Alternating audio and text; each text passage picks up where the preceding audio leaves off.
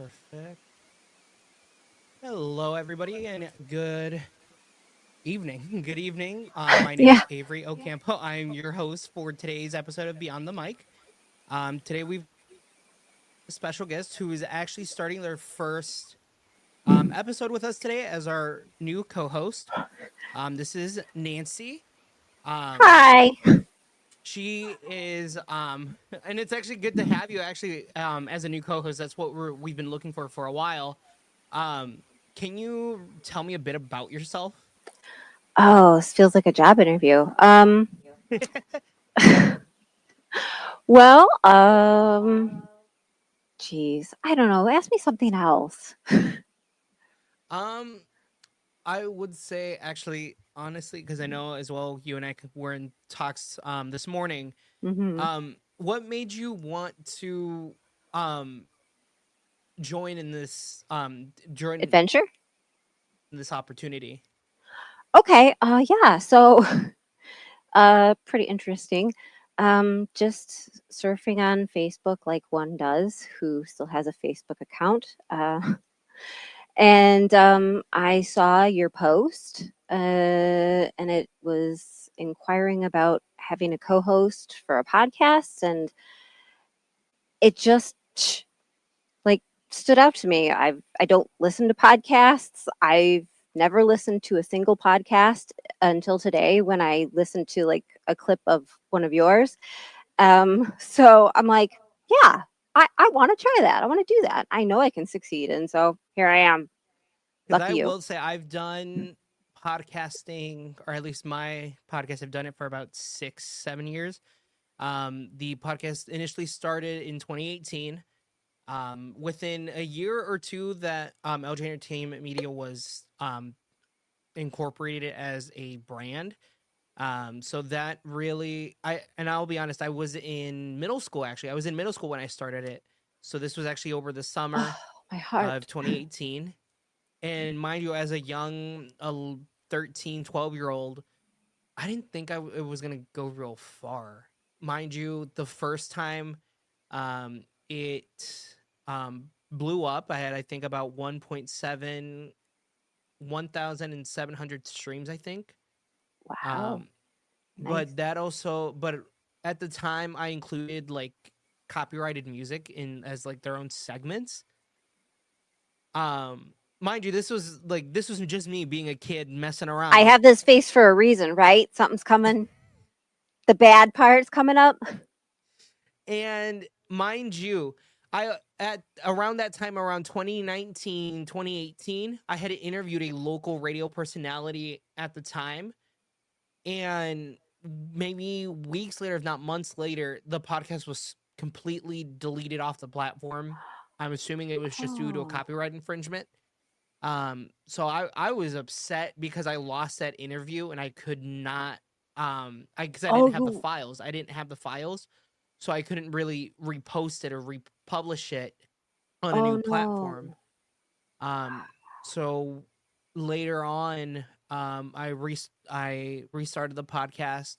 Originally, it just was called LJ Podcast. Then later on, it was talking tech and voice acting, and now because we're branching into so many different topics throughout the show and even in different episodes, it is just Beyond the Mic with myself and now you as our co-host. Um, and mind you, I honestly I never really liked doing it on my own. That's why I always had maybe like Mm. friends join in every now and then. It just kind of got cumbersome to I lost really interest in it after a while because it was just me. But now that I've kind of decided to interview politicians, you can there. I'm still working on the interview as well with Mr. Lonas or well Dan Mackey. I'm still working on it, so that one I'm still fine tuning. I still have no real release date for it just yet. I'm working with the audio for it right as we speak. Um, Spoilers? I, I honestly I don't mind actually throwing a few spoilers out there. Okay. Um, I For the did viewers really and for me. honestly. Um, Mm-hmm. we talked a lot about really how he got Um, started in his career. Also, hi Kat, you're ruining the show. Not literally, he's not ruining the show. He's just up here. Um, but I did ask him really like, what was it like? What really inspired him at such a young age to get started into theater? I don't know if I can even pull up the full and list that was the of interview with Dan answers. Mackey. Yes, Oh, I love him. I love him. So, and you and I worked in the same place for a few years. I worked Maybe. 21 to 24. Okay. So, I started in 21 as well. I may have missed you Well, I was there in 21. because I was in two different departments, I will say. Oh, gotcha. So I was in the front and then I was in the attractions. Hmm. So I could have seen you walking around in the backstage area, but Probably. probably probably. Yeah. Or I saw Um you, just and we probably just I probably did on like an off chance, but mind you, since I'm more of like well, I have a closed true story to in. tell you. Ooh. I know, I know. I'm interrupting. So I don't consider myself anybody special or anything like that, but my Facebook Mm-hmm. I kind of keep, low key, whatever, however you want to put it. Right. And I think I think it was over a year ago you sent me a friend's request. And I I think so, didn't yes. approve it or deny it. And I saw the things, the commonalities, when you click on, like who is this person? And I was like neutral. I was like, I don't remember or know him, but he, somehow he must remember me. But anyway, I think maybe like a couple weeks ago, mu- uh, very recently, I just was like, I'm just going to expand and just, incorporate some new people in my life. And so if I never did that, I wouldn't have seen your post where you were asking, like, hey, who's interested in, co-hosting a podcast? So it's kind of weird how that works. I don't know. But yeah, like Right. you had said before, introvert. Honestly, and even then, for me, having worked, because since I can't I speak. know. Blah, blah, blah. It's I every get day. tongue tied all the time. Me too. That's why I've got water though. Do you have your water? Oh, You need to stay oh, hydrated. you're. I totally forgot. Hold on. For shame. Got it right here. Okay. Funny enough, last night when I tried doing a debut podcast, debut episode, funny Hmm. enough, my friend and I did it maybe for like an hour. Really didn't go anywhere really in terms of topics. After that, I ended up just deleting the recording. But while I was doing that, there was a spider actually coming down towards my monitor, grabbed the Ah. empty water bottle and just scooped it up. Oh my gosh. That's a terrible I mean, you story. would think that's gross, but cats, like this guy here, they eat them. And, good for them. Good for them. I like how he's just. I don't know. Whenever I'm working, doing radio or even my podcast, he likes to just jump up on my desk. Hmm. I don't have any cats. I have one pet, and it is a pupper. His name is George Stanley. My husband named him after the Chicago Bears. But anyway, when I was a younger adult, I had a cat, and his name was Billy Aminal, Aminal, Aminal, and he kind of looks like that little guy there, and he he was like a dog. It was so crazy.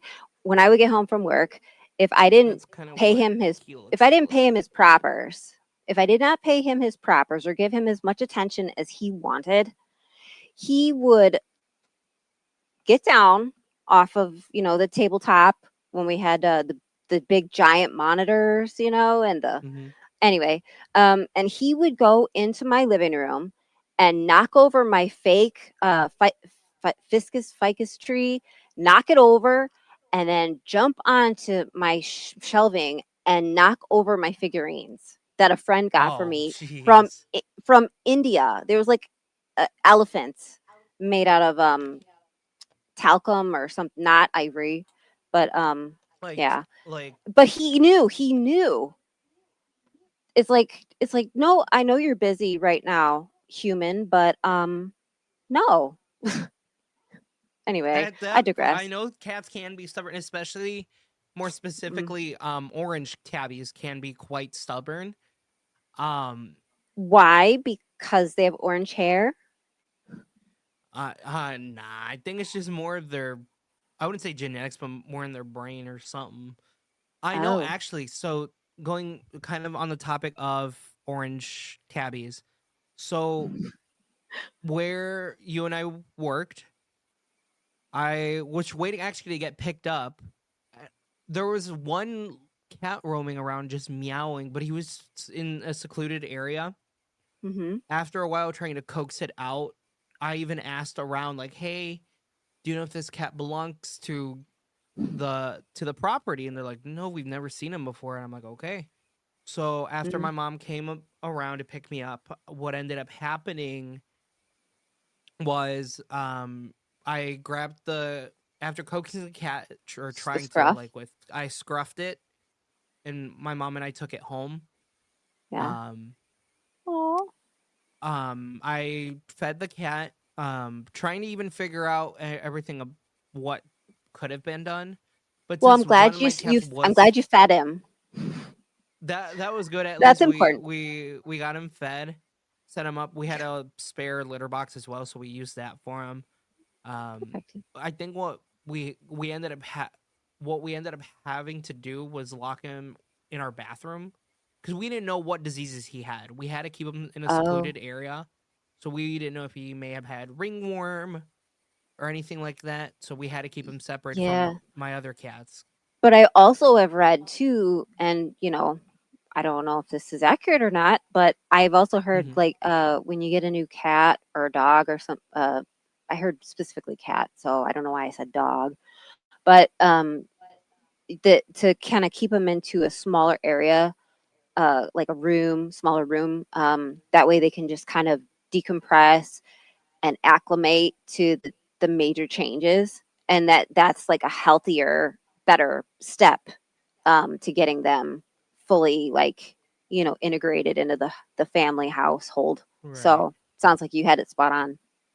I think, and even I think the next morning, I had posted on the Lost Pets of, more specifically, of Lost Pets of Lake County. Posted Yeah. there. Um, I posted there. I said, "Hey, cat was found here at the parking lot." A lot of people even asked around, is like, "Hey, is this your cat?" After a while, Mm. some guy ended up just taking the cat in because we couldn't keep it because Oh, I already have 3 cats of my own, and plus my one smaller cat, she is intact, so she's not been spayed. And the male cat also still had their testicles intact, so I couldn't gotcha. really risk them mating and having Mm. to have that Yeah. situation later on. Yeah. um, Having been in talks with the gentleman, I've gotten pictures, videos of the cat. Oh, He's doing well. um, I was Still, gonna he ask looks that. That's well great. fed, is he looks really well fed. um, my family and I, though, still call him just Garfield because he looks exactly like Oh, Garfield the cat. Um, what did they name him? I have no idea. Actually, I don't. From my message when I had reached out a while back, I don't think I ever inquired what name they chose, or even if they kept just the name Garfield for that cat. Hmm. Well, you know how pets they get their name, but then you have all these goofy nicknames that just kind of come to be. Hmm. What's like a nickname or two that you have for some of your fur babies, and why, Um, or how to come to be? my younger cat, since she's small stature, the name itself doesn't really coincide with her stature itself, but it's more um referencing a creator's meme or video that they posted a while back, where they have a cat of similar patterns and coloring. Um, and I ended up naming my cat, or as a joke, Asteroid Destroyer. And I think one cat or one person, I think, even named their pet either Galaxy Annihilator or even just Asteroid Destroyer. And I'm like, those names are, albeit funny, but random at the same time, because I wouldn't say Wow. original, because another creator already has those names for those cats. I don't really know what to say. That's It's all awesome. good. That's awesome. Although I will say, at least where I work now in terms of hospitality, Yeah. I'm always interacting with kids and their parents, and Me too. I work with in the fantasy game, or more popularly known as Magi Quest. Oh, It is that was is that originally related to? Oh no, it's probably not. Never mind. Okay. that one. So it was originally owned by still owned by Creative Kingdoms. So it launched in 2005. Great Wolf Resorts acquired it around 2010. But by that time, for example, Six Flags Great America, which is a local theme park here in the area, they actually had a version of their game within the park. It only Did lasted they? actually one season, believe it or not. It only lasted one season Huh. it only really went through the 2010 season. After that, it was removed. Other places Oh. where the game was housed was in Mall of America in Minneapolis, Minnesota. In Japan, I think in Latin America, and a majority throughout the United States. And this is where, for example, where Great Wolf comes in later on. Majority of their locations do have the game. Some have different versions. Some, for example, have what they call Legacy, which is that 2005 iteration of the game. Some will have the Chronicles, Magic Quest Chronicles, or Guardians of the Realm or Journey to Save the Light, which is what they call Magic Quest 2.0. And the newer version, which came out in 2021, is Magic Quest Evergreen. So essentially, that's where I work, specifically, because they move me around, but I'm stationed in that specific store. Cool. And the fun part, whenever I'm activating kids' wands, I always ask, "What do you want your wizard name to be?" Oh. And I ask them that. I'm like, it can be your favorite movie, your favorite cartoon, or even favorite book. If kids are reading books, I doubt they will in this modern times. Ebooks. True. Ebooks are more popular than that, or even audiobooks too, I believe. Yeah, that's called reading now. True. Um, and I'll have kids do, for example, like characters like Bluey, or I'll have them do Harry Potter. Harry Potter is such a popular one. Oh, So I I bet. always tell them, like, hey, mix it up a little bit, do like Harry Potter 500, or add something to it so you know it's yours. Because if you see a bunch of Harry Potters on there, you're not going to know which one's you. Same with That's Hermione Granger as well. The funny part, though, in terms of the slang or brain rot that's used now, I've had kids do Skibbity and oh, that whatever. stuff. Skibbity Riz Raz. Yeah, I've had people do that, and that's where I'm like, what does that even mean? So I joke, and I joke around with the parents. I joke around and I'm like, that's it, I'm done. And I walk towards the stock room and use my key card to unlock it. And they all start laughing. because that's what I like doing, because it's like I'm not upset or anything. I just find it funny and with the name choice, but it's also I want to play along and be like, yeah, I'm out. I quit. Like the parents laugh. They laugh their butts off Oh yeah. from it. I know one time a dad actually did his daughter's wand and put it as Lady Farts a Lot. What a great dad. And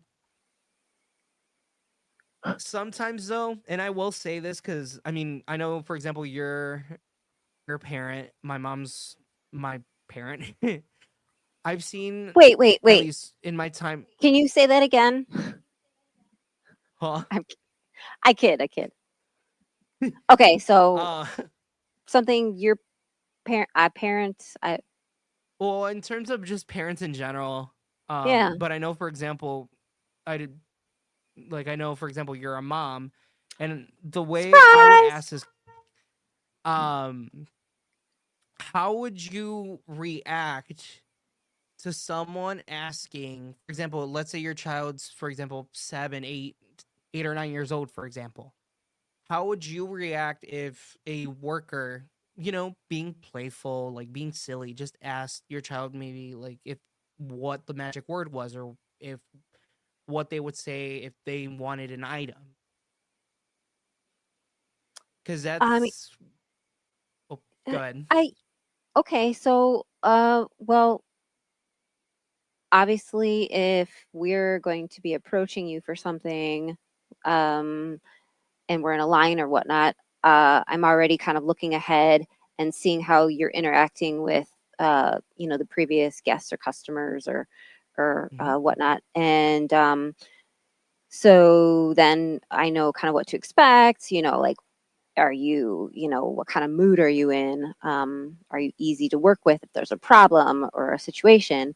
And so anyway, when my child and I would get to the front of the line and be helped by you next.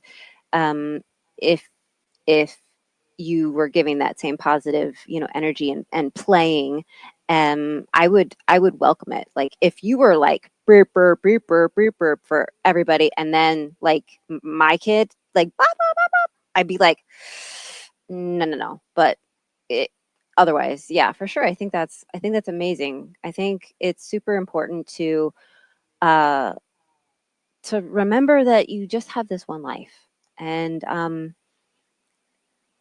make experiences, make memories, make connections, and they can be found in very unique ways and random circumstances that you can make special. And so I applaud that. I think that's amazing. I Because I would I know would one I would enjoy time, it. when I was working, because where at least there, I know Great Wolf Lodge has this everywhere, but and I know other places do too. They have mining sluice, little like where you pan for the dirt and whatnot. Oh, okay. So, so they have those. I was actually, I think I was working the night shift that day or the morning shift, because this is like a more of an actual interaction that I had. And mind you, I'm bubbly in actually interacting with guests. I'm always, Oh going the yeah, extra mile. same And mind as you, standard. I I like a child said, "Hey, can I have a mining bag?" Or they just practically just said, "Can I have a mining bag?" And my more response was like, "What, I think," and I think I said this like out of the blue. I just said like, "Can we use our manners?" But I didn't say, and like I didn't mean to say it in a harsh tone. Oh, So, and um the mom later on comes up, confronts me. She's like, "Hey, you don't parent my kid." She's like being aggressive with me. And oh, mind you, as someone who is neurodivergent and has an anxiety disorder, that's like right up here. That's up mm, here. And because I didn't expect it either. I did not expect it. And no. so after the guest left, I even apologized. I apologized to her. Um, and it really took me max like 5 minutes or so to really just um recuperate and assist the next customer in line because I was in tears that shift. Oh yeah, and you've got like the big eyes. You're trying to kind of keep the tears from coming out, and you're like, And yeah. mind you, the next guest, and I kind of explained what had happened as to why I was that way at the time of the interaction to another guest. I Hmm. was able to get them all squared away, but it took me a few minutes. But even then, they're like, "Hey, don't listen to that crap." The lady was just being a big a-hole. I've been the next person in a line and seen how someone had treated them, and I'm like, are you okay? You know, like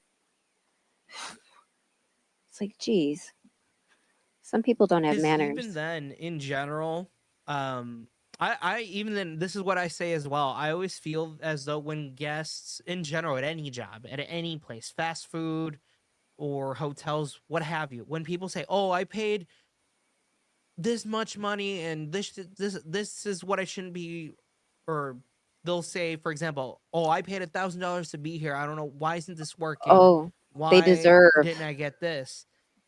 And at the same time, my first reaction is obviously to try and help them, but it's like I always hate, and I know hate's a strong word, but I really don't like it when they come in hot and they start yelling at me, and I always have to say, "Do please do not speak to me that way. I don't appreciate it."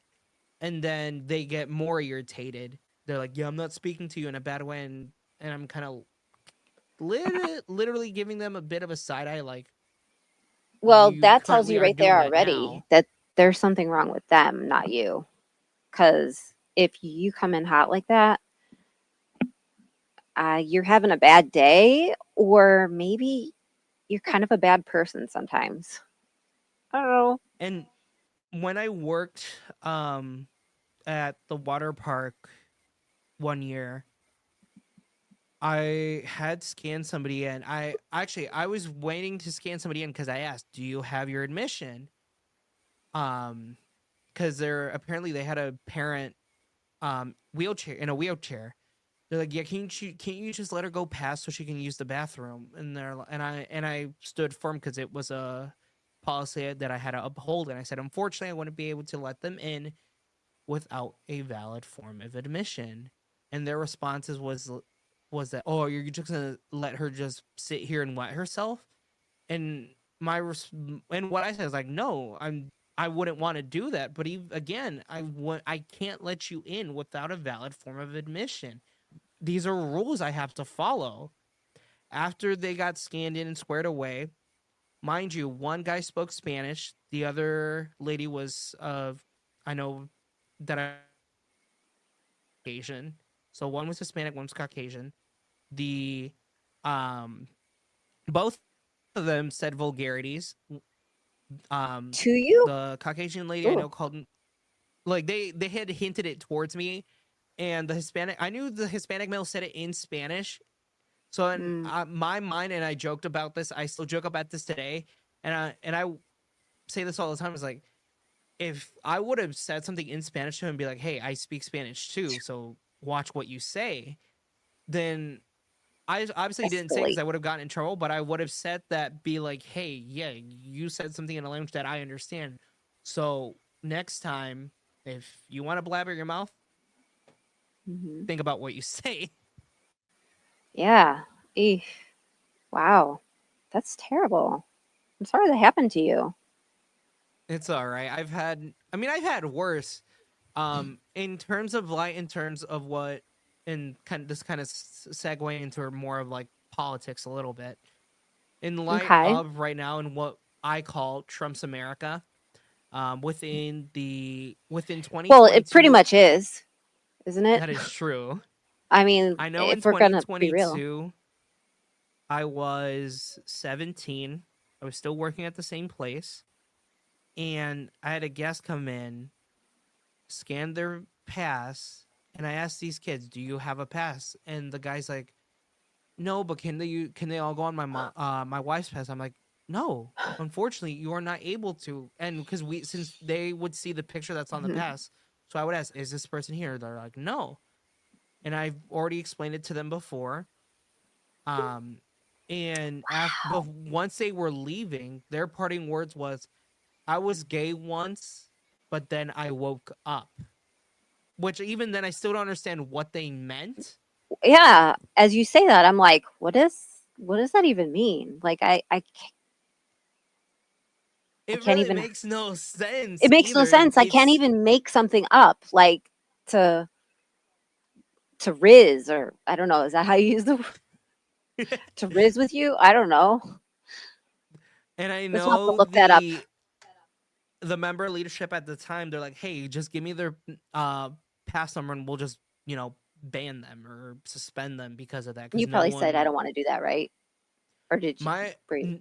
n- I think more of my reaction was just like we didn't get the pass number really. It because it showed up on the screen, but we Mm. didn't think about, copying it down, giving it to her to suspend it Well, because it for me it didn't really bother me either. I was just more like, what? well, I think too that's how people like that get away with that behavior. They become so loud and scary that like others just don't even want to engage.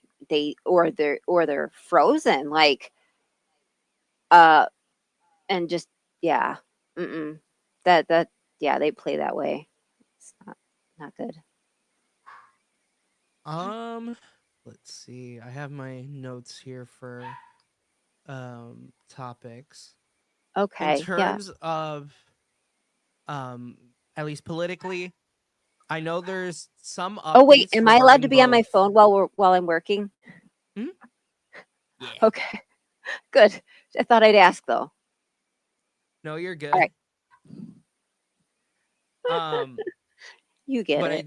in terms of politics or any political topics, um two of the ones that I do want to highlight right now are both the Evergreen, Colorado shooting. There was an update a few weeks ago, maybe like a week ago, or if not a few days ago. Um, Let me pull up the news article before I even open my Yeah. mouth because I'm not trying to put out any missing information or Misinformation. misleading Yeah. information. Now, this article I think is directly from CBS Colorado. The student's name is Matthew Silverstone. They are currently in critical condition, or not critical condition. They're still fighting for their life. Um, Matthew was critically injured in the shooting, and has what his family has called a long road ahead for his recovery. This is what his uncle said, quote, "There's so much more to Matthew than that, so much life, so much love." The comments came in a video to Chris Kohler, was released by the Jefferson County Sheriff's Office on Wednesday afternoon, that showed him talking about his nephew and describing what kind of person he is, along with that remains to be a long road of recovery for the 18-year-old. Quote, "He's still fighting for his life every day, and we have glimmers of hope. We take every little baby step in the right direction and celebrate it," said Kohler. But to see him there, it's great when he will squeeze a hand, but at the same time, it's so painful to see that anyone, especially a kid, but anyone would have to endure that. Let's see. I know the shooter, or what people have said though as well, is that the shooter may have passed. I know one student did pass away from the tragedy.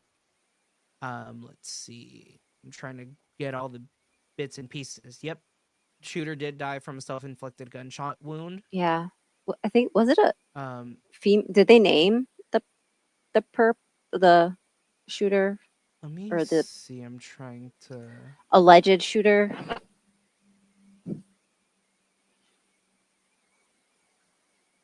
Okay, perfect. This was from say today. This is Yeah, and from September 11th. two teenagers. This was at the time of the article being written. Two teenagers are in critical condition after another teenager who has since died is suspected of opening fire in a Colorado high school, according to authorities. The suspected shooter has been identified as Desmond Hawley, said Jackie Kelly, a spokesperson for the Jefferson County Sheriff's Office, during a Thursday, September 11th news briefing. On Wednesday, September 10th at 12:24 p.m., while some students were at lunch, Jefferson County's County Sheriff's Office received the first reports of the school shooting at the Evergreen High School, located about 30 miles southwest of Denver, where the shooter, armed with a handgun, fired shots inside and outside of the school building. The male student who opened fire died from self-inflicted gunshot wounds, according to Jefferson County's County Sheriff's Office post on Twitter. It didn't appear that officers fired any rounds, stated Kelly. Following a brief lockdown, the high school, which serves approximately 900 students, was declared safe by law enforcement. According, at least this is again from the date of the article, the investigation is ongoing and the FBI, along with multiple other agencies, are involved. According to the press officer or I should say publicist for the Jefferson County Sheriff's Office, he was radicalized by some extremist network. That is a direct quote from the public relations team. The victims have, at the time, again, the article being written, the identities had not been released. But now, I don't think, at least I'm trying to sort through all the articles right now, the only identity we know is of Matthew Silverstone, who is still currently in the hospital. This article was released by CBS News about 51 minutes ago. I remember when I was a younger adult, when Columbine happened, because I went through school without having to do practice drills for shooters or anything like that. That was not my reality growing up. I mean, we did tornado drills, and Right. we did an earthquake drill because earthquakes were a big deal in the 80s because they were anticipating the big one. And yeah, having to like be against the wall or like under your desk or whatever, but we never had to practice for shooters. And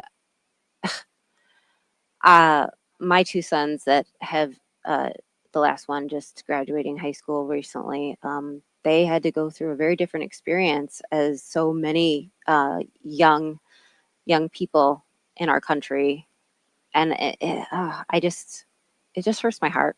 Hurts my heart. I know, and I know for one of your kids, because we're about a year apart, I think.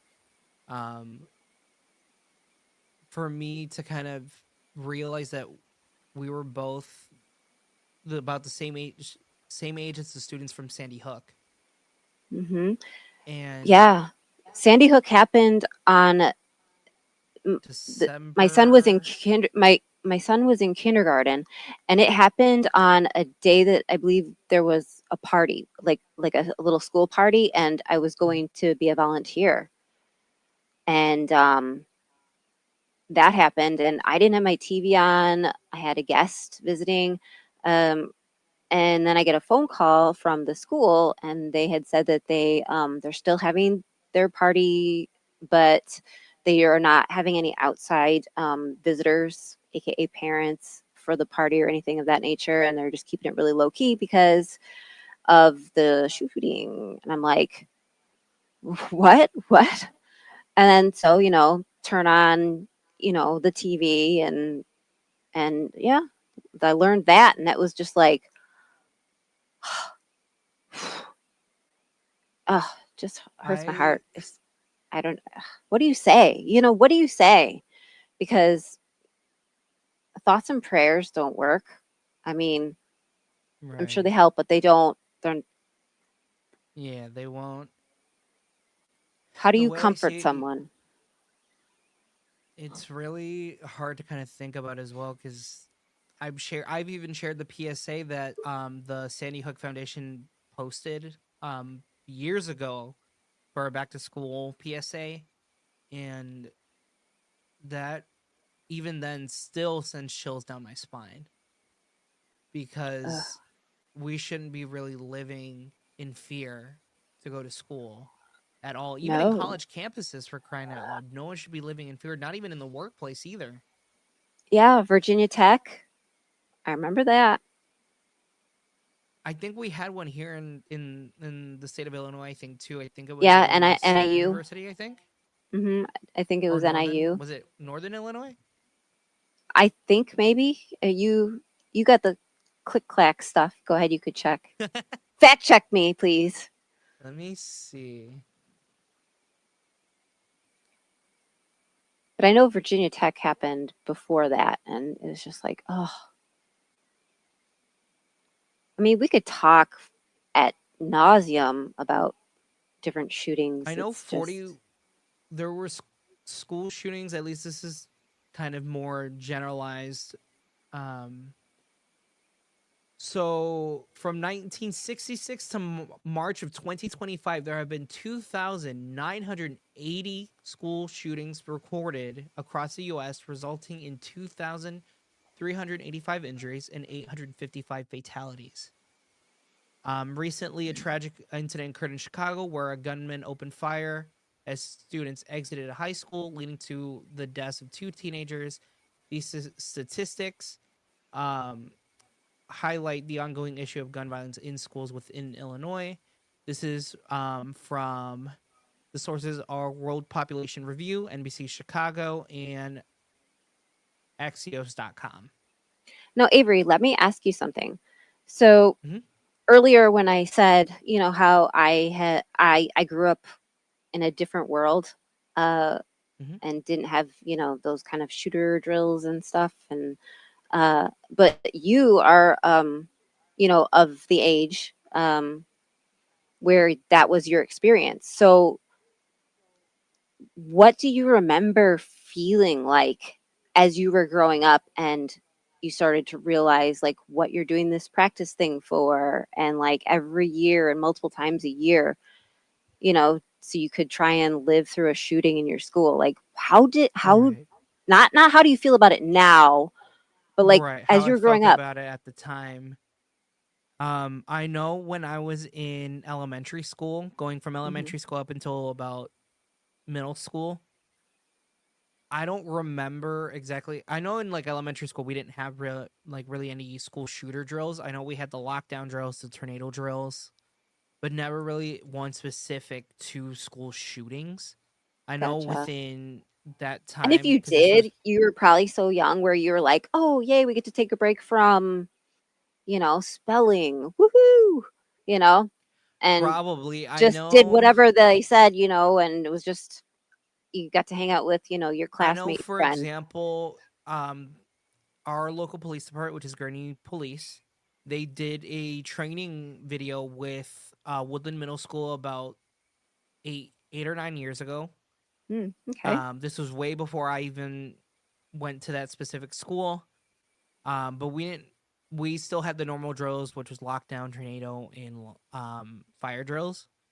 But it wasn't until high school, around high school, that we actually had to lock down the building because there was an armed gunman nearby the library, which was off of the Old Plain campus. It was right near our campus, so we were on a soft lockdown, and I was scared. Honestly, I even then it's like people were like, "Yeah, no, we're fine. Like they're not gonna come in." I'm like, "W- You "You have don't even no know what's on the other idea. side. You have no idea. You can't be so sure that they're gonna come in or not." Do you want to just take a chance? Like this isn't Right. this isn't TV. And in middle school, actually, that's when I heard about the Parkland shooting. I was in middle school when it happened. So that's when I really kept just delving into the media in terms of school shootings, see all the gun reform protests and So, everything like that. That's when I saw all of that. but hang on a second. So you were about what age when you said you were like checking media? Probably around 12, 13. So, would you say that you just had open access to that stuff, or like, were was your home background like more kind of keeping you in the know and keeping your eyes open as to what's going on in the world? Or I mean, some parents, you know how they are have some controls over, what kind of media Hmm. consumption a minor should take in, for your emotional health, etc. So I was just curious, like, how are you able to Honestly, access? Don't remember. And I don't. I'm not saying like you had bad parents or anything like that. I'm just No, I mean, I was more one to really be unrestricted. I would say I was really on you were unrestricted trusted. access to the internet. My mom didn't really check what I was watching really, unless like she asked me like, "Hey, is someone calling me?" and I'd have to hand her the phone. Well, That's where she'll ask me then. But otherwise, I would stumble on things that I probably should not have seen as a kid. yeah. To even now, I still go back and rewatch that stuff to kind of get a better understanding. Heck, even like for example, for true crime, I always go back and rewatch most of that stuff that I probably watched when I was a teen, an early teenager, Oh yeah, um, to you have kind of you get a seen better the understanding for. meme thing of unsolved mysteries, like falling asleep to, this soundtrack or this, Yeah. whatever. Like that's a thing. So that show was very popular when I was of the age that you were telling your story, like 10, 11, 12, probably before that even too. But yeah, I had kind of free reign when I was growing up as well. And seeing that funny meme, it was just spot on. Like whoever made that, like chef's kiss, because it was totally true. But anyway, I was gonna say, hey, you're already getting the Gen Z lingo. yeah, you know what? Uh, yeah, Gen Z. Okay, I'm like, uh, I know right now, I was trying to find out more of facts about the state of Illinois in terms of school shootings. We hmm. actually had one today, What? September 17th. This was in Berwyn.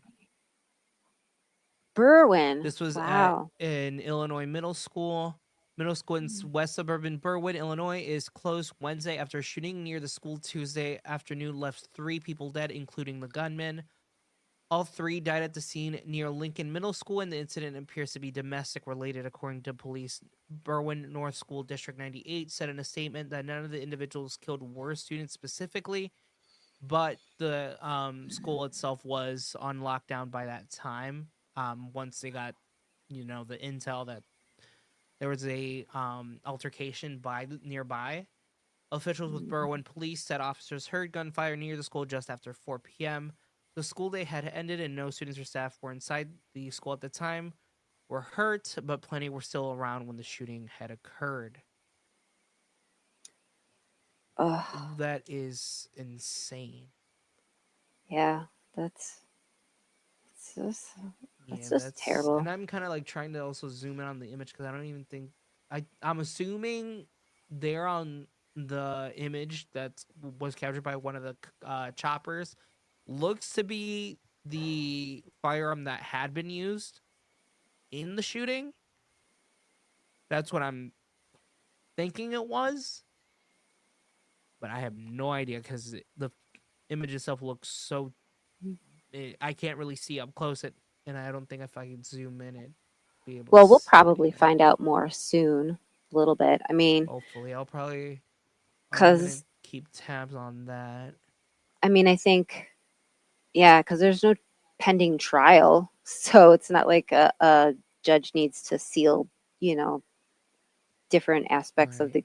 the, potential case. I mean, please do protect our eyes from the imageries.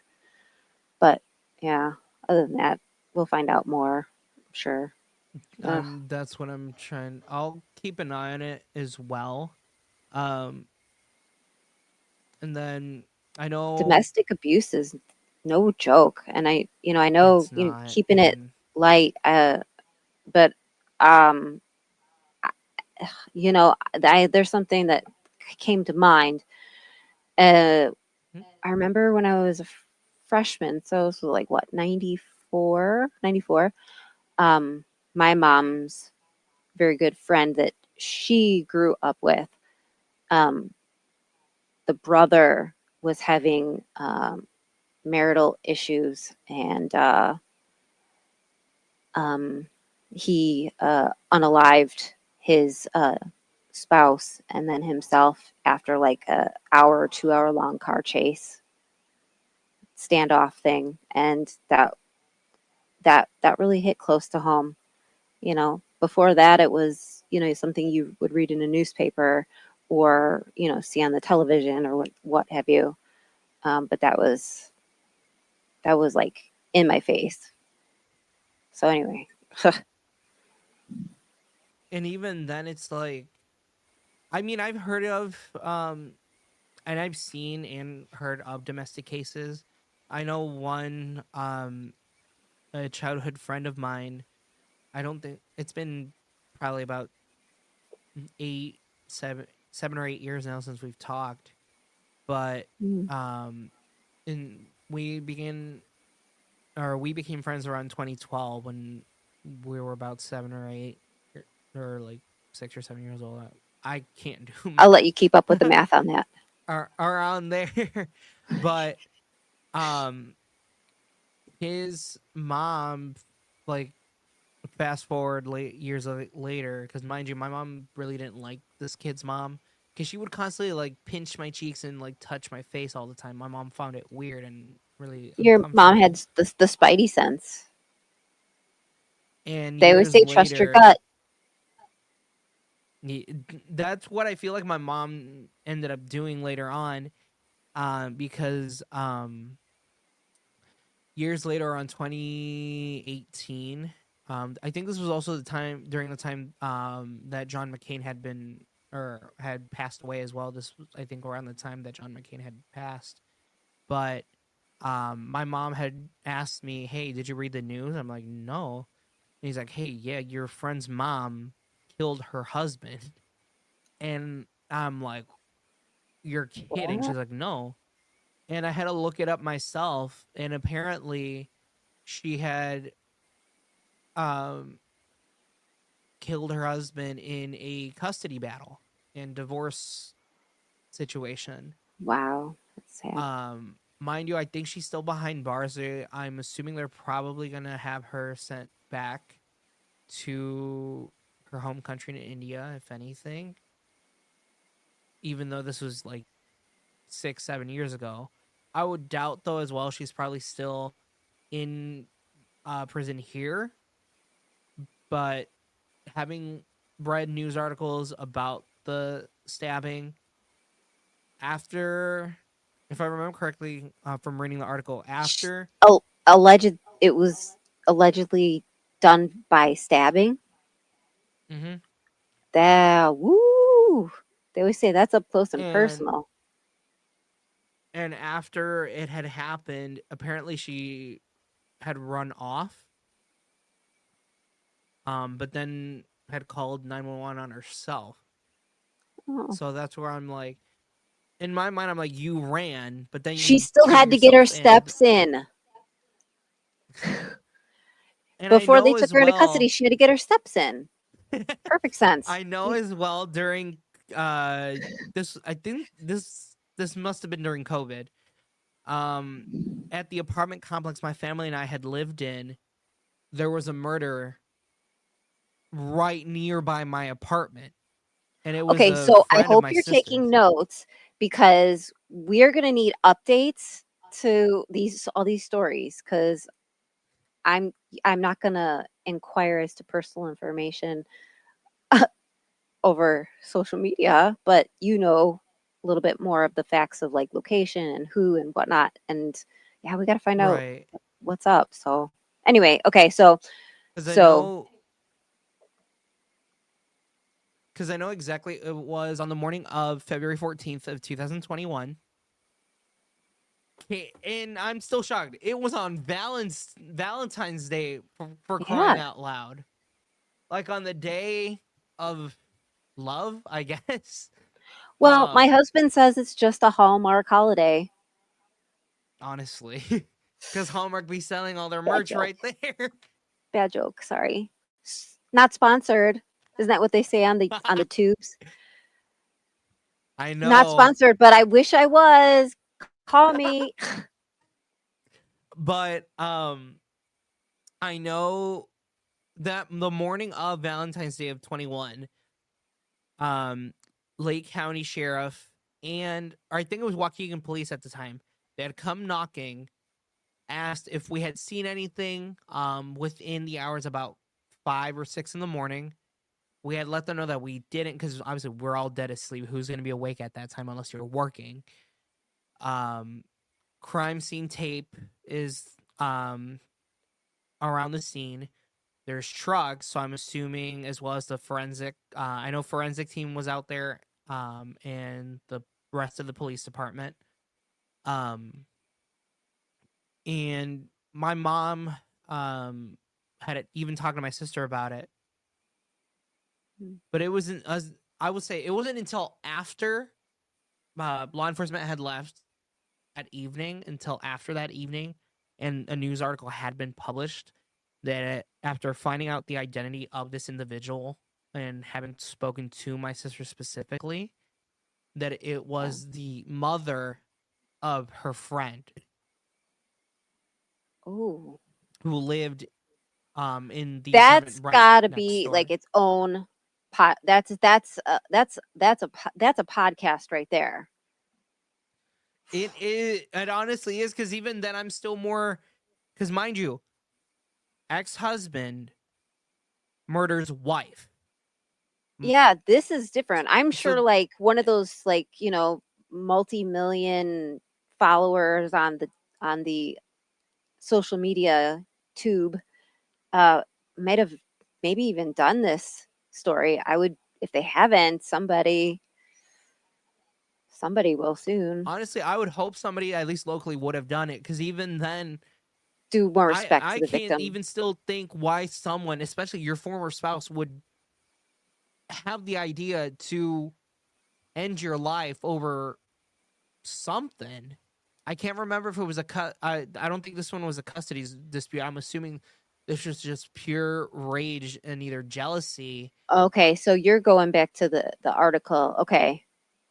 Yeah. Yeah, probably. I mean, Because probably. even then, Usually within violence the is male. article, that is true. That is Yeah. and I personally believe that is true. Yeah, Because well, even then, when I read it's the article, there's no mo. There's no mo. There's no motive listed in the article as to why he did this. So I'm going to assume jealousy, allegedly. rage, or even potentially custody. The one of those three, but I have my doubts, because I can't really decipher what the motive is. Just because, again, she was found in a vehicle deceased, so he must have murdered her, stabbed her Mm. in a vehicle, because obviously no one would just be in a vehicle like that unless you did it in the apartment, grab the body, put the body in the vehicle. Well, not to be morose, but you could totally find that out. It would be in some information as far as like how much blood was found inside the vehicle, because once a person's heart stops beating, Right. then they have less blood exiting out wounds. So I think that's I know, one of the ways how they determine location. because I know as well, considering the recent passing of conservative commentator Charlie Kirk. Who? Um, Charlie Kirk, who was a Who? political commentator. I know. We've heard the name a lot this week. I was just Um, being silly. Mind you, for me personally, I don't have really. I'm not neither conservative or liberal. I'm literally just in the middle. Because yeah, my views may be leaning liberal or conservative at certain Well, points. So certain but points I may not agree on things. but the thing is it's it was a human being. Yeah. Yeah. I mean, And he kind of predicted his own death, his own murder. right. Um, uh, and gave it, made it okay, as a, I don't know what the quote was, but that it's an acceptable amount of casualties per year, Let me look up his something. But quote real quick. I don't. But and you know what? It's like if you say anything like that, then you have people jumping on you or like unfriending you, and you can have no discourse, or like it's ugh, I don't know. So You found the this article? is a quote directly from Charlie Kirk. Hmm. This was on April 5th, 2023. Quote, I think it's worth it. I think it's worth to have a cost of unfortunately some gun deaths every single year so that we can have the Second Amendment to protect our other God-given rights. End quote. Hmm. Yeah, and I mean, I I don't agree with that. I don't agree with him in that. Um, I don't think any death is acceptable. Right. I Even want to then, prevent like, all deaths, even of people that I don't agree with or don't have similarities to. It's like, I'm right. sorry, a human is a human. Because even then, like, he was more like and even then, I've said this before. Like, I get it. He was a bum. I will say that he may have been a huge bum to people spouting hate, racism, and other like rhetorics online on his podcast, whatever. But in the end, he shouldn't have gone out that way. No Yeah, one should. no, absolutely not. Mm-mm. Because, like, No, for example, the amount of social media presence of people celebrating or cheering that he was assassinated is astronomical. yeah, and it's widening the divide because you get automatically lumped in to that if you say anything like, you know, I don't think, he should have, been murdered, but I also don't agree with, things that he said or Right. stands for. Like you say one thing, you automatically get lumped in with the like yay type of group. And And even then I will say, like, mind you, there was a Jubilee episode, which is they have a series called Surrounded. He was featured on that where he was surrounded by 20 liberals. He was asked verbatim if, or actually he this was a reference that was made, that if his loved one, his child, was SA'd, oh, we're going. would Oh, would this is he like kind make her follow through with the right, pregnancy that if that's that were exactly to. what he had said. And even then, for example, for me being male, I really don't have, and I never have a say in abortion, really, because, like, again, I don't have those reproductive organs, so I don't know what women go through.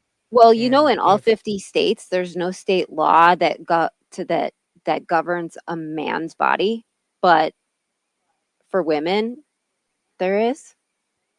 Isn't Mhm. that's a little funny? It's I I can never understand why our government is like that, really.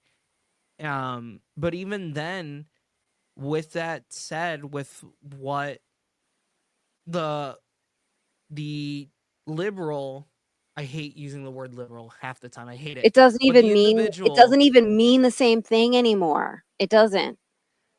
because I It's feel been like hijacked. the a right wing people are using it as an insult. Oh, these liberals are, or these darn liberals are celebrating the murder or whatever. I'd rather be called a liberal than a snowflake, though. That one Yeah. was a little silly and quite old. Yeah. But even then, from what I've read as well and seen from the episode, I don't even then I don't even agree that you should still allow the child to, have the baby, at least in my opinion. Because I don't know if the parents are even going to take care of both kids, the child who had the other child. Um, but even at the same time, if if you were assaulted if you were SA'd, in my opinion, it's up to you. It's really up to the individual. If they want to keep the baby, go ahead. If they want to go ahead and do the And abortion, either that's way your is hard. God-given right. Either way is traumatic. Because even then, I know this was I can't remember what state this was in, but I know this was a woman who was deceased. Hospital used her body as an incubator. Yeah. I can't remember where this was. Well, she's probably like had an incident and was like maybe brain dead, but was pregnant, Yes, and she so was brain dead. She was they clinic. sustained her bodily functions so that the baby. Oh yeah, that's And I who so you're looking into the story. Do you know, like, yes, was it a spouse, or was it her parents? And it's not just for context. Which group wanted to keep her alive, if you so will? this was from People magazine. Brain dead Okay. pregnant woman who was kept alive due to Georgia abortion gives birth to a 1 pound baby, so a preemie. Nearly 4 months after she was declared brain dead while pregnant, a Georgia woman has given birth and her family is now preparing to take her off of life support. On February the 19th, Adriana Smith, a registered nurse from Atlanta, was declared brain dead after suffering multiple blood clots in her brain. She was about 9 weeks pregnant at that time. Following the 2022 overturn of Roe versus Wade, Georgia enacted a ban on abortion after 6 weeks gestation. According to law, no abortion shall be performed if the unborn child has a detectable human heartbeat, except in the event of a medical emergency or medically futile pregnancy. In the state, medical emergency is defined as a condition in which an abortion is necessary in order to prevent the death of the pregnant individual or the substantial and irreversible physical impairment of a major bodily function of the pregnant woman.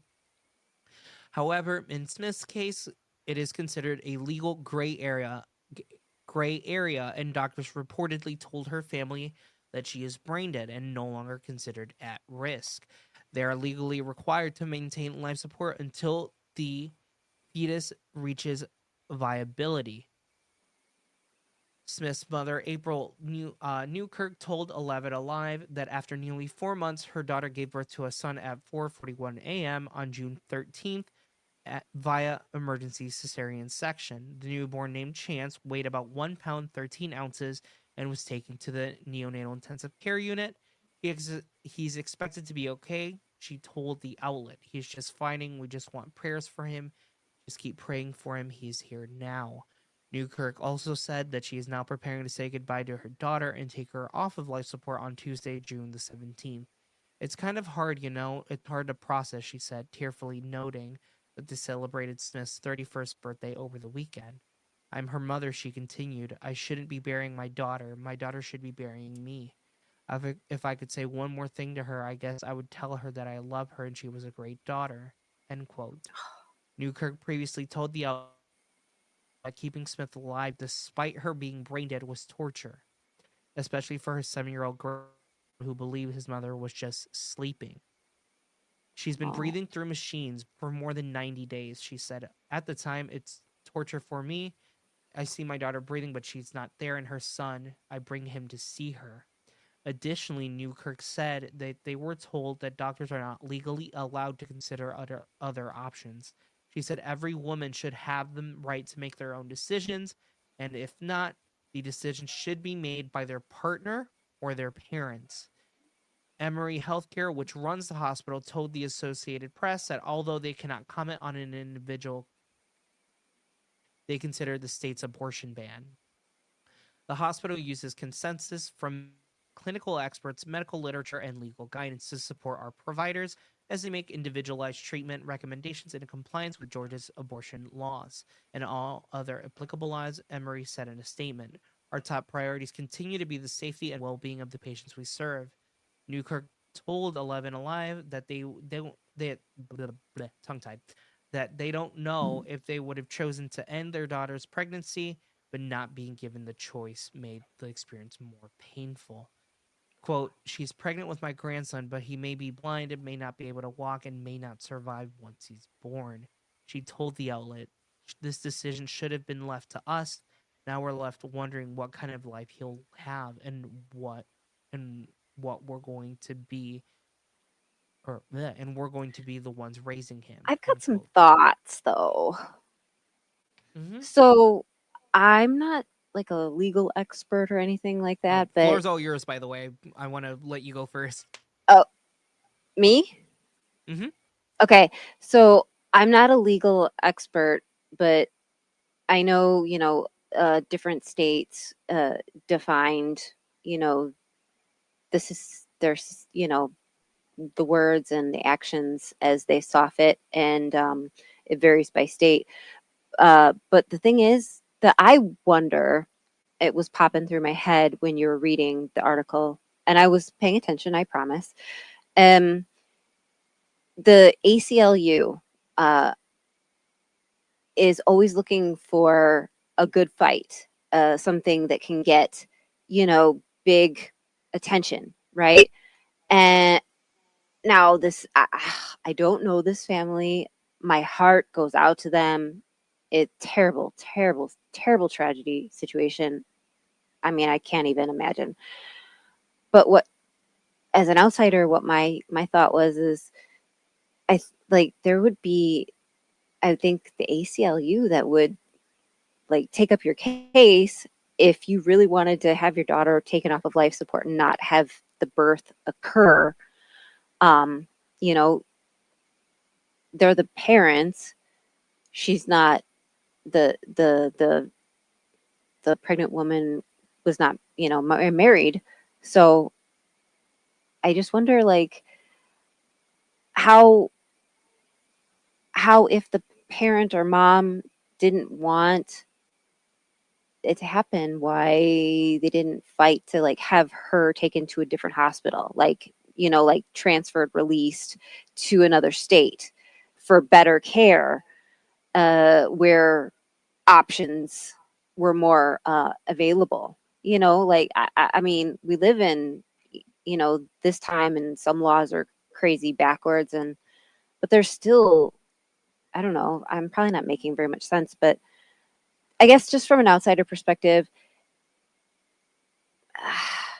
I mean, if I was the mom, I would have got the ACLU involved. They would take up my case and help me to get my pregnant daughter out of that hospital and out of that state and under the care in a state and hospital that I felt more comfortable with to treat my daughter the way that uh, I thought was appropriate. Does that make Because sense? even then, So it's the like, more I just don't because even then understand. the more disheartening Because then true or it's like the the parents, they wanted to like, oh man, people are gonna hate me for this.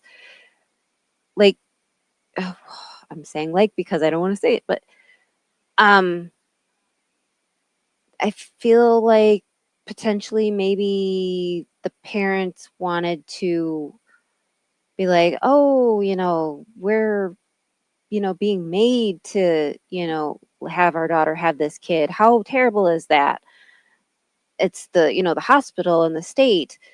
But maybe when they really did want to have that last piece of their daughter, uh, but they didn't want, they didn't want the other side of that where they're coming across as like wanting to keep her alive to follow through with the pregnancy in a state that they were secured in that potentially happening if nature as it did take its course.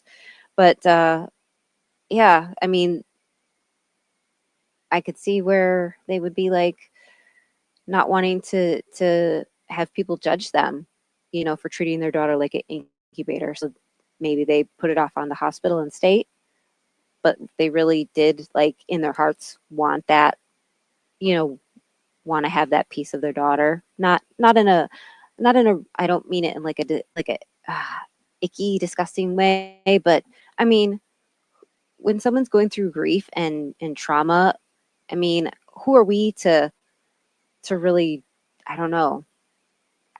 I don't know. I mean, what do you say? So I'll stop talking for now.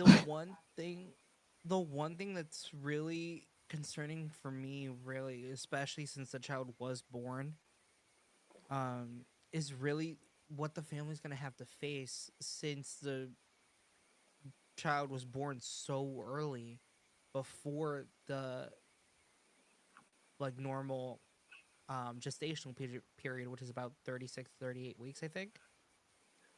Well, I think I mean I've read that what around it's like 20 weeks, 18 weeks, sometimes 17 weeks. Some babies have, or some, I call them babies, uh, have survived, and you know, often with difficulties, struggles, but there there have been some that have made it that early off. So I think they, with a lot of medical intervention and things of that nature. I know that there's a Because I special know. steroid that they help advance the lungs because a fetus, a child it, the lungs are one of the last things that develop at the very end of the pregnancy. So when they are going to have like an emergency or they're planning for an early birth, they do the steroids Oh, to I help wish get my the lungs mom ready. knew that by when I was born, because I was born about 24 weeks gestation. Oh my So goodness. Hmm. I kind of wish my mom knew I think about it that was as just well. newly emerging um, stuff. Yeah. So, but I Because mean, even then, my with that being my concern with the child, because who knows what the long term effects will be? Because for example, for example, like for myself, I had a intraventricular hemorrhage. It had gone to a grade 4, which is kind of similar to a stroke. Um, oh, which then developed into hydrocephalus, which is more commonly known as water on the brain, which had to have a a shunt. ventriculoperitoneal shunt, yep, put in. I had a Um, friend in high school that had that. and even then, it's gonna be concerning, especially if you're a new like grandparent or just a parent. Like for example, if they're a new parent, it's gonna be hard on you to have to go through months, if not years, of therapy from PT, OT, speech therapy, as an example. And I feel as though parents or and even grandparents, especially in this case, it's heartbreaking to have to see them go through all that, especially without their daughter. I definitely don't disagree with you. It absolutely is. But I think what is also true, because it's not one or the other, right? More Hmm. than one thing can be true at the same time. Uh, I mean, you have value. You are appreciated and loved and cared for, Right. and so I, at this, if the child is having lung issues or any other of the, type of potential health issues, there's still a joy to somebody, there. Right. And yeah, it's hard, it's hard, uh but you learn to adapt. You learn to adapt. I know for more kind of like segueing into something more upbeat, more positive. But bum. What is Oh, by the way, that's Fred. we're actually getting He's been here the onto whole that topic time. as well. We're going to it. He's been here the whole time, What and we did not intro Fred. poor Fred. What's up, Sorry, Fred? Fred. Sorry, Fred. Um When it's kind of Christmas, he segueing gets a into Santa that. hat. What is something memorable? I like What is your memorable. most memorable Halloween memory, and like what are your favorite Halloween stores that you like to visit throughout the None year? of them. They're all What? dangerous. Dangerous on the wallet. None of them anymore. What? Uh, Not even Spirit? I had to go there twice for some things, but I'm jesting with you. I love Halloween. I'm like the beginning of August. I'm like, bring it, give me the Halloween stuff. Ha! I keep looking for it, like on the internet, on different websites and storefronts, and so I mean, I love Halloween. I wish some of my stuff in my house here is like it's Halloween all year round. Uh, but as far as favorite memories, geez, uh, I mean, I got a lot of stories and stuff like that. One thing I would say is what I really enjoyed when I was maybe, I don't know, 11, 12, 13, junior high. And it was actually called junior high because we had where I lived elementary school, we had a middle school for fourth and fifth, and then we had a junior high for sixth, seventh, eighth, and then high school. And I learned that my son, when he was younger, tried to correct me when I called his school junior high. He's like, "No, it's middle school, mom." And I'm like, "But you're in seventh grade or whatever." And he's like, "Yeah."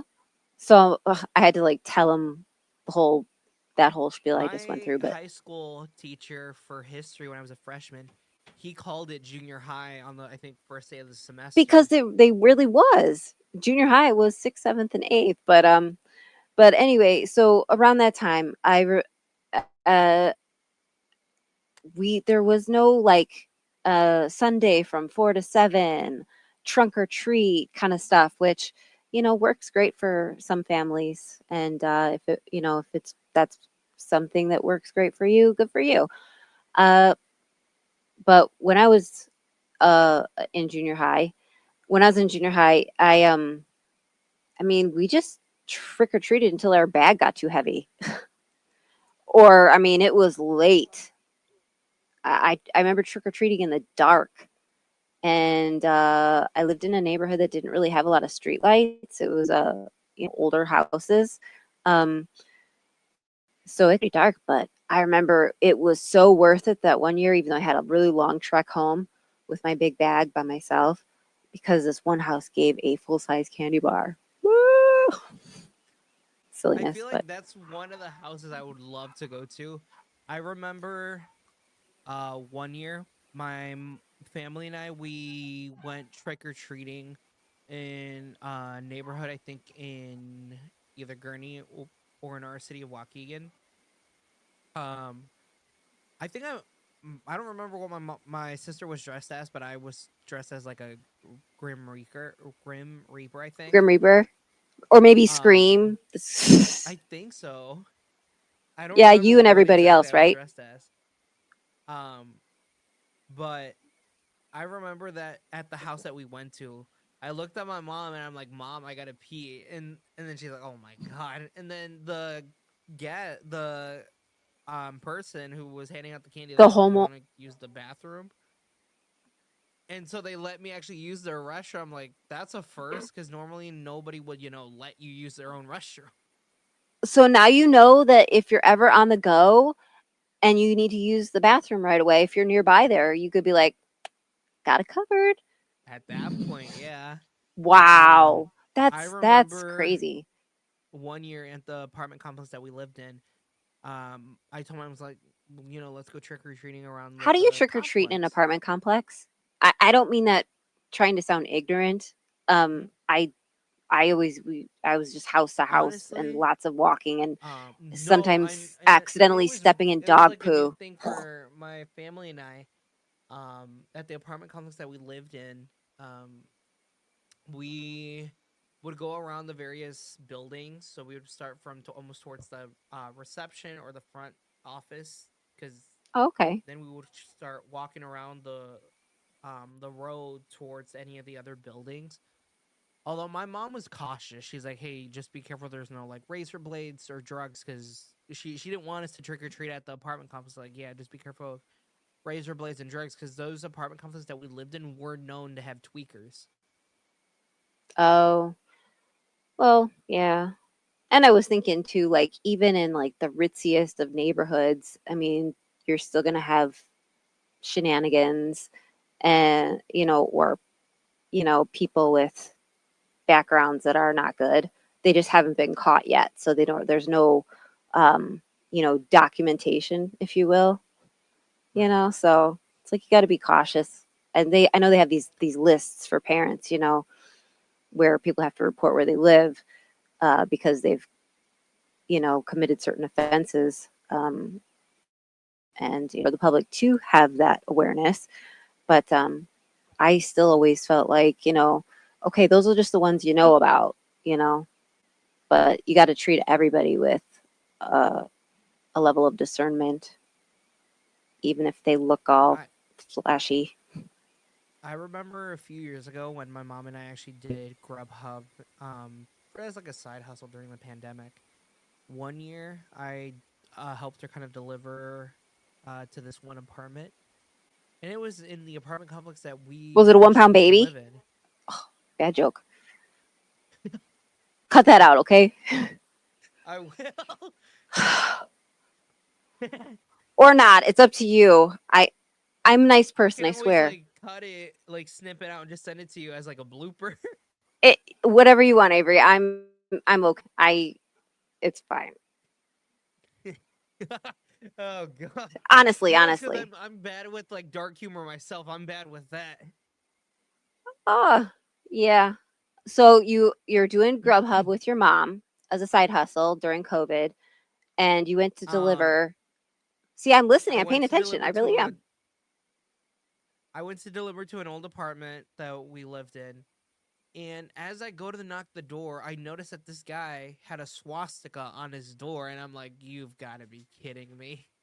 I'm delivering to a Nazi!" And I say, and that's the way I'm saying it now, because I didn't know what this guy's affiliation was or anything, but all I saw was the swastika, and I'm like, "You've got to be kidding me!" But in the end, I still delivered it. But even then, I'm like, "Yeah, Did I'm they not open the delivering to this door, guy or again." were the instructions to like leave it on the floor in front of I like? think Did you see a person Honestly, I think I just ended up just knocking on the door and just and giving then it to him. running? But after that, and and they didn't really do anything really after that. They just said thank you. But that's where I'm like, why am I delivering to a Nazi? Yeah, but there also too there are other cultures that had incorporated that symbol before the Nazis even did. I know that much. Like I think uh, Indian or um, uh, very old cultures, and it does not it did not mean the same thing. Like what what you and I know it to be. It Right. was snatched. But I anyway, I'm know. gone off a tangent. So maybe they were, that was part of their heritage and they're actually not Nazis. They're from maybe like the Right. culture It and could it be from has a one of completely those different, cultures as well. yeah. I remember one year. Oh no, actually no. This was actually when I was working at a fast food restaurant. I go to I go to like give this guy his food, and as I'm like looking on the back of, Did he because use his as I'm walking, manners? no, he did. You didn't have to remind him. I You didn't have walked, to parent him. nah, That's good. That's good. no. But I Whoo! remember um walking up to the truck and I see a Trump 2020 sticker. I'm like, you've got to be kidding me. And mind you, the guy was nice enough to give me a tip. So the guy was nice enough. Like, I'll give him that. He was nice enough to say hello and everything. But he greeted me. He's like, "Hola," and I'm like, "Bruh." Because I'm more of like, people don't automatically assume I speak Spanish, but that's where I'm like, why do this? Because even then, for me, like, I don't find it offensive. I just find it annoying when people do that as like a joke or being like satirical. I guess Mm. for me personally, it's And always you don't annoying when people do that. often you don't even know, like, if they're coming from a place of goodwill, or they're sometimes, I mean, Or it depends or on their malice. facial, the tone, the situation, but sometimes, I mean, there could be, a person or two who's done that, who wrongingly assumed, but was trying to do nice thing, I guess. I don't, you know, I always kind of have an inside joke, and I'm like, I'm half Hispanic and half white, because I've got a tan. I've got a tan right here from the amount of times I would work out in the sun.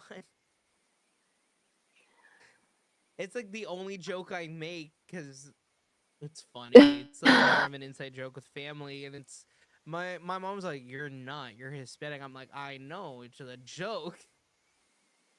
and proudly so, whatever. Who cares? I mean, Because even then, keep it's it. I don't. I will say, like, kind of veering off topic for a little bit again. What We I don't might do understand that is occasionally. the doctor forms where they're like, "Yeah, what's your race and what's your race? Hispanic, white." Or they'll be like, you'll have to, for example, let's say you're Caucasian, Hispanic or African non-Latino. American, right? Or I'm for like, what does example, that when even I've had to mean? do it, I'll do race as white and then ethnicity Hispanic. I'm like, that makes no sense.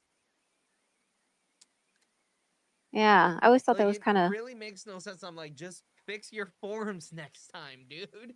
But there's gonna be one person who's gonna be like, it's this way because and how, period, I hate when people get canceled. technical. You Actually, know what I mean? I earlier mean, today, my mom was getting if we technical had with a me. giant audience, we would have people like, you got this wrong and this wrong and this wrong. And it's like, I hate people who are so nitpicky we're, about things like that. when we know better, we'll do better, but we're learning. Yeah, I know. I know So earlier, actually, my mom was kind of being technical with me. She saw, because we were at the laundromat getting just laundry done. And as I'm folding a pair of pants, she's like, "No, no, no, you do it this way. You fold it in there is between, a wrong and you way. grab like You grab the the butt crotch to make it part." straight out, so it's like a perfect Right. that. Yeah, or else it's crumply and it gets like semi-permanently crumpled that way until the next wash, if the person who's folding it folds it correctly. That's what my mom was telling me about it, and she was showing me. Yeah, And then I'm like looking at her, you I was pull like, out the "Why are you crotch being part, and then technical about it?" you line up the thingamabobbers on the, the two things on one on each side, like, jeans, the Hmm. things. Uh-huh. Yeah, sorry. Oh my gosh. No, you're good. Toilet paper, And even up then, or under? Over or under, I right? no, I know as well. My mom, because I was hanging everything, or I was putting one of my shirts in the hanger. She's like, Did you hang you it the have to wrong hang it a side? certain way." Yes, Yeah, that too. Yeah, yeah. and I'm like, I And don't get it. Okay, I'm just doing it whatever way I want. yes, my husband, my bless him. I love him. He's an awesome person. But when he does laundry, he just, like, he'll grab a hanger and just, put it in through the neck. Doesn't matter which, side is front. or back when Right. the hook is hanging on, in the closet.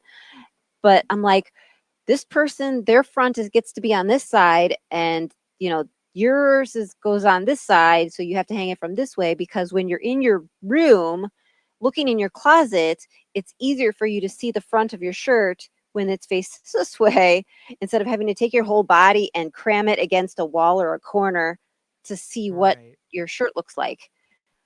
I mean, how everybody like gets that? I don't know. But that's why, you know.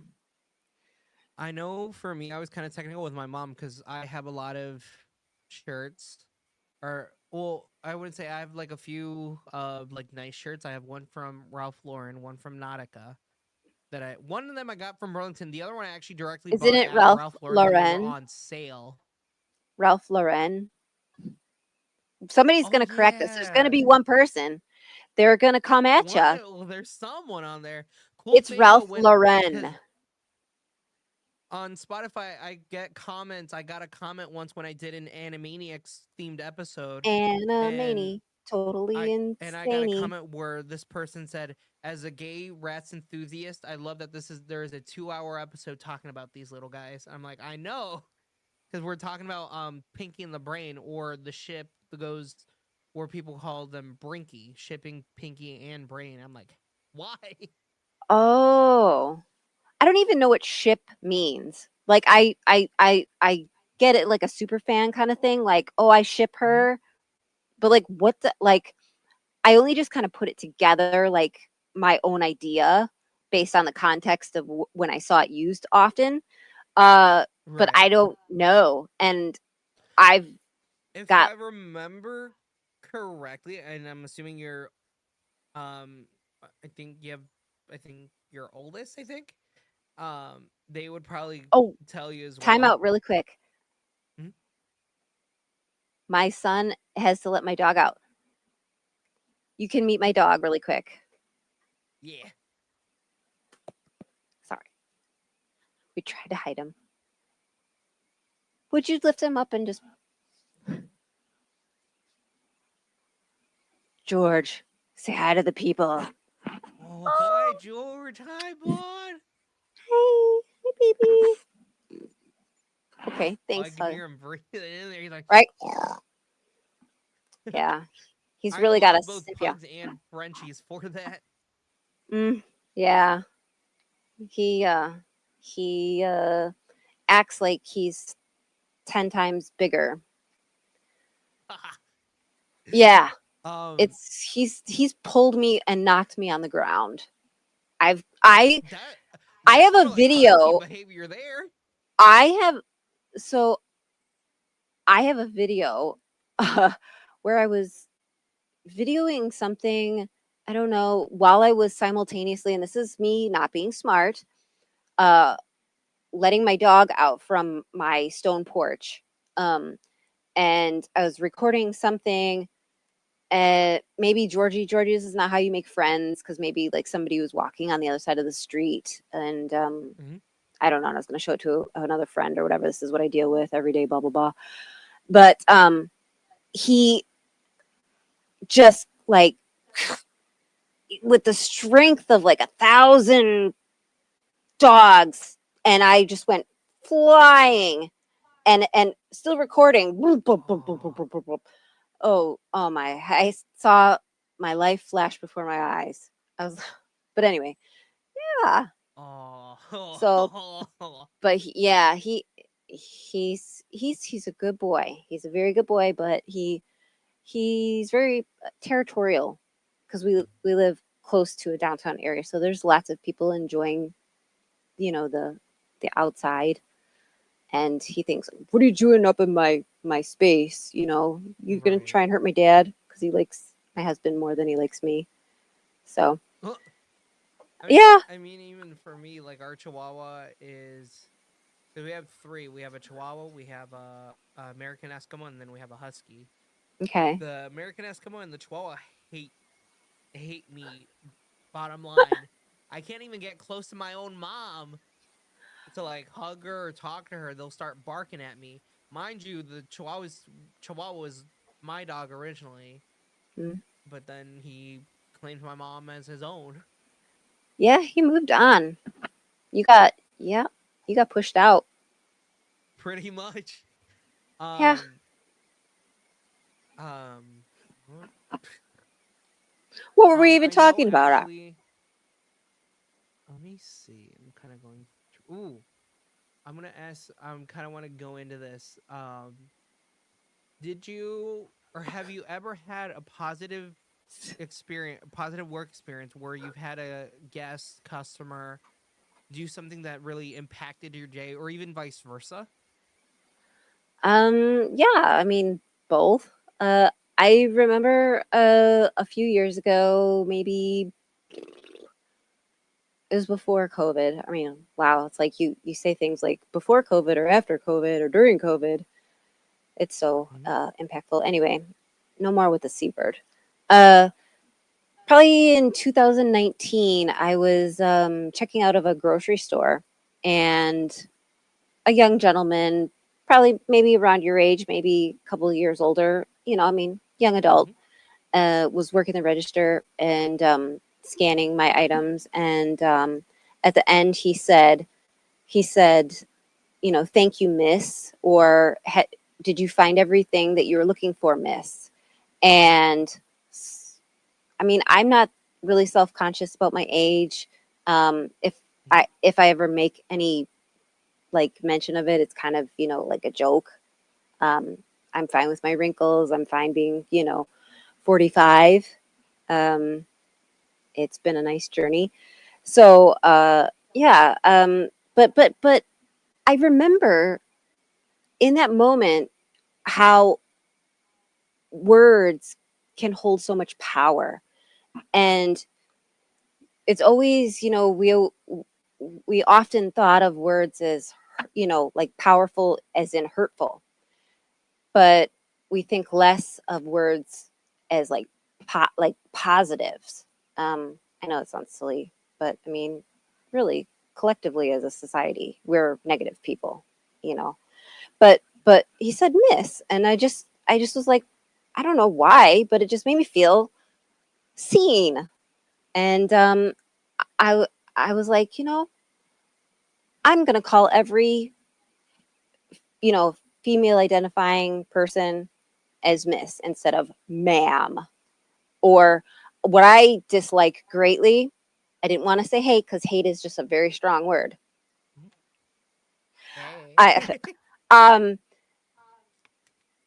is when they call you honey, hun, everything okay, sweetheart, like at a restaurant mostly or something like that. I'm like, I do not know you. You get to call me hun. That's like a pet peeve of mine. I don't know, but Yeah. I have weird I don't know. So miss. So I use that for every female identifying person, and 99.99999, they just, I don't even know them. I don't know, whether they care about their age, whether it bothers them or not, or whatever. They just kind of like they boop, perk up, and so I'm like, wow, it's just magic, magic. Because who gets to decide when you go from being a miss to a ma'am anyway? So I I just know say actually miss. there was a few experiences that I've had that were positive. Yeah, I so know say miss. one um I know one time actually I fake drink that um because it was empty, and I was like, oh shoot, it's empty. As I'm like picking up, but I'm like, I'm not gonna go.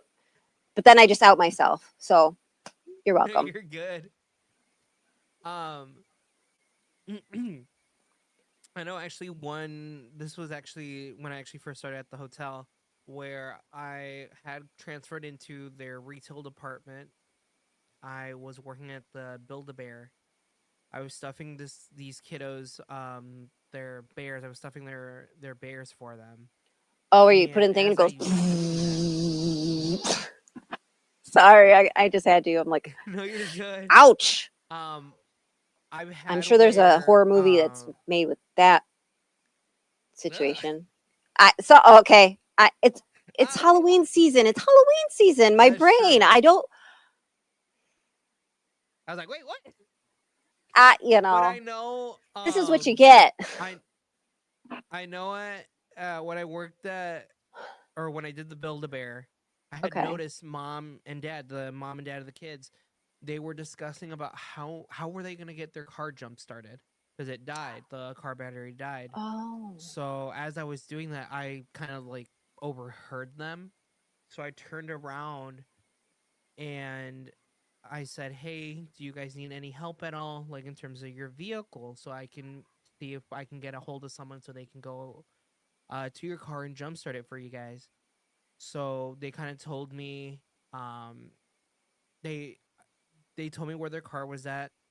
Um, I radioed the maintenance team. I was like, "Hey, we've got a car at X, Y, and Z at this part of the parking lot.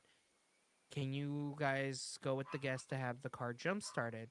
Hmm. I got their acknowledgement. They were able to go ahead and do it for them, but the reaction on the parents' face, though, as well, from seeing that I noticed that, was, at least to me, was everything, because they realized that as well, that I'm not just, sitting around doing nothing. I'm also actively listening on any concerns. If anything, that way I know how to help.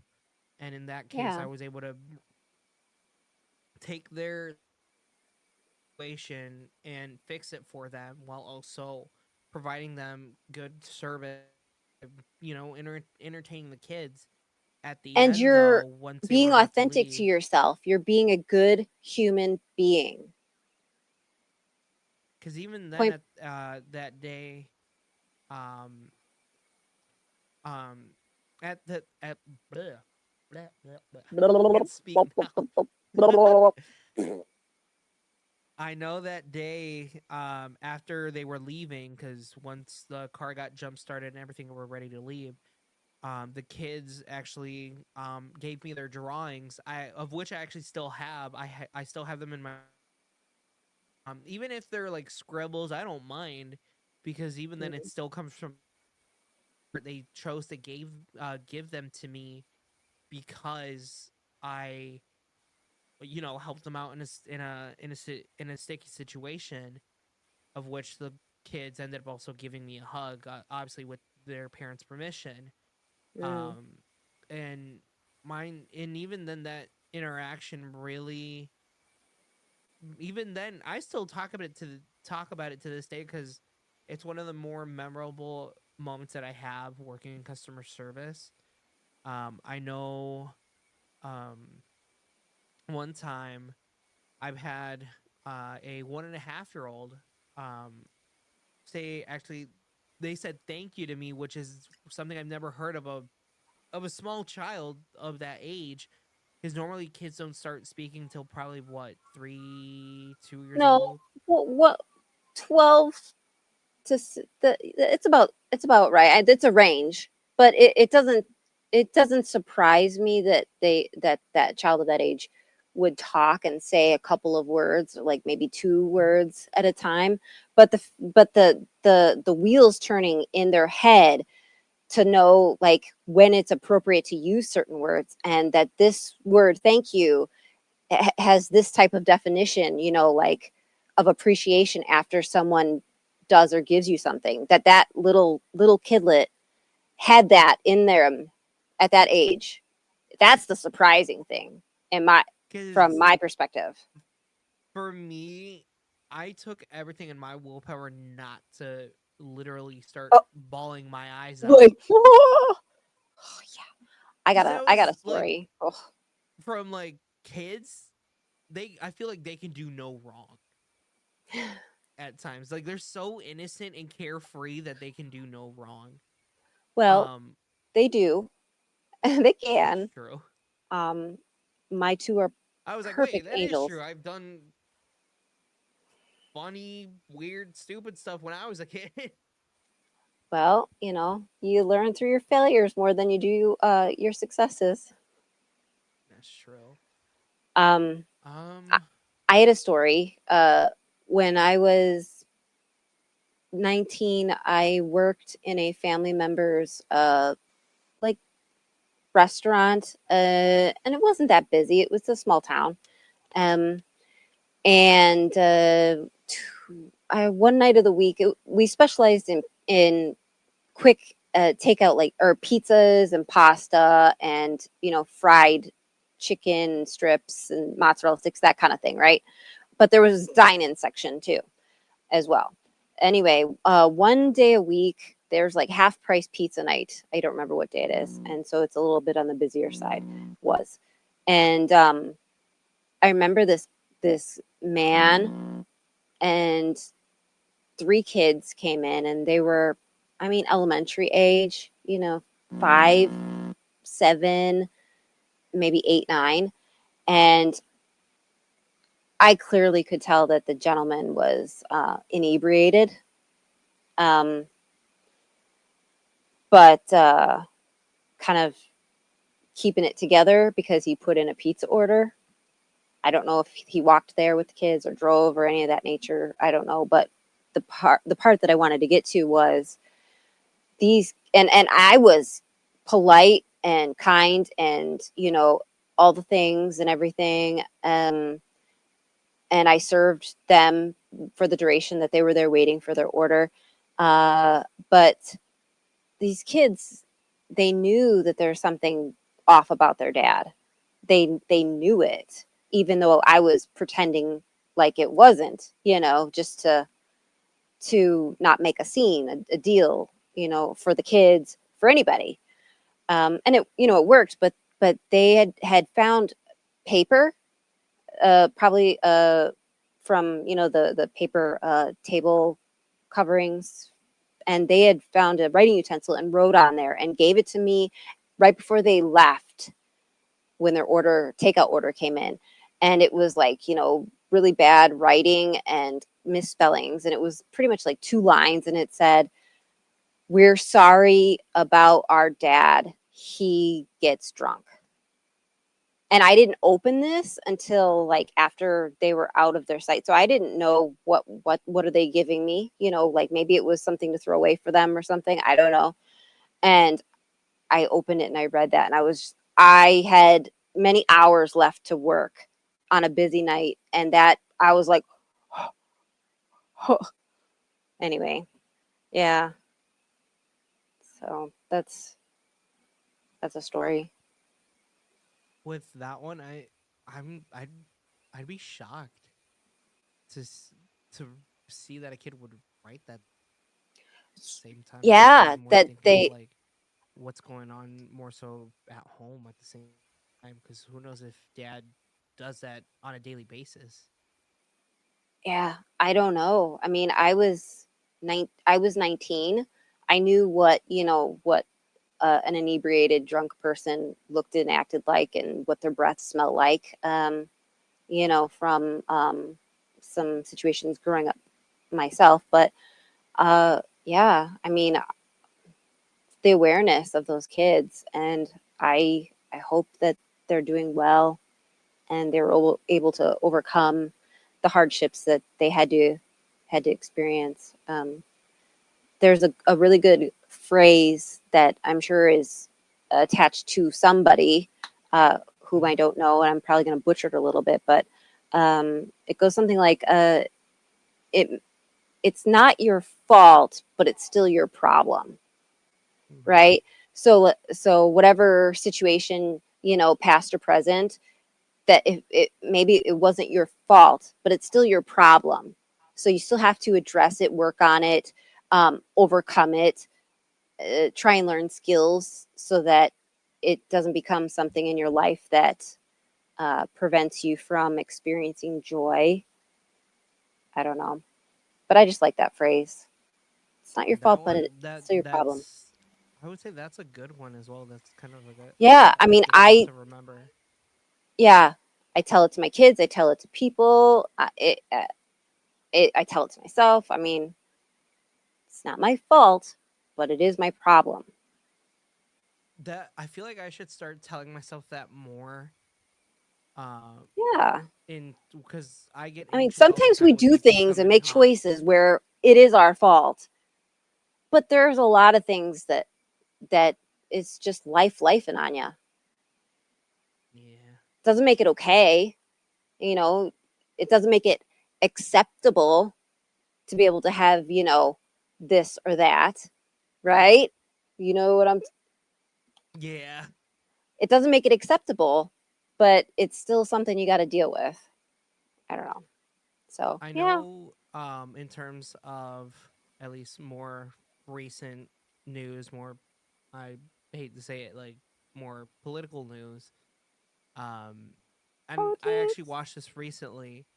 There's a video of a state legislature talking about the pride Oh, flag ban okay. within Congress.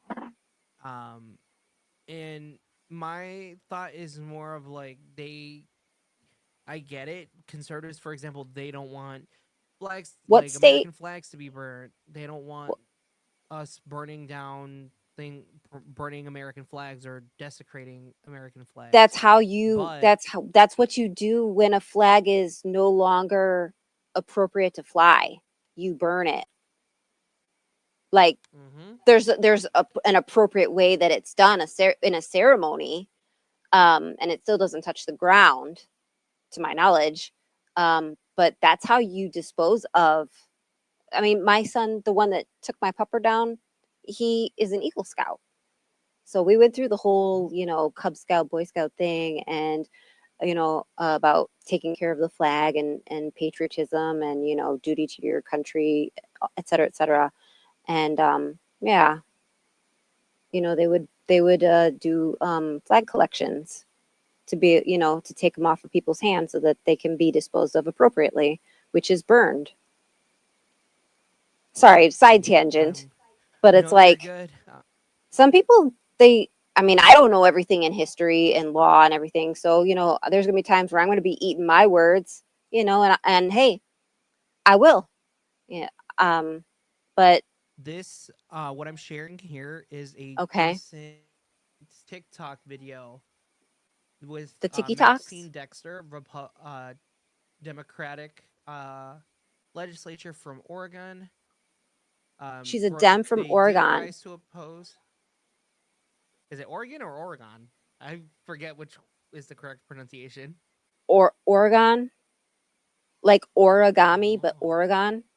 I don't know. My aunt and like is from Oregon, and they would go there like every year, and they lived there for a certain few years before they came back to Illinois. And I feel like I Mhm. should know. Just just like we correct Right. people who say Illinois.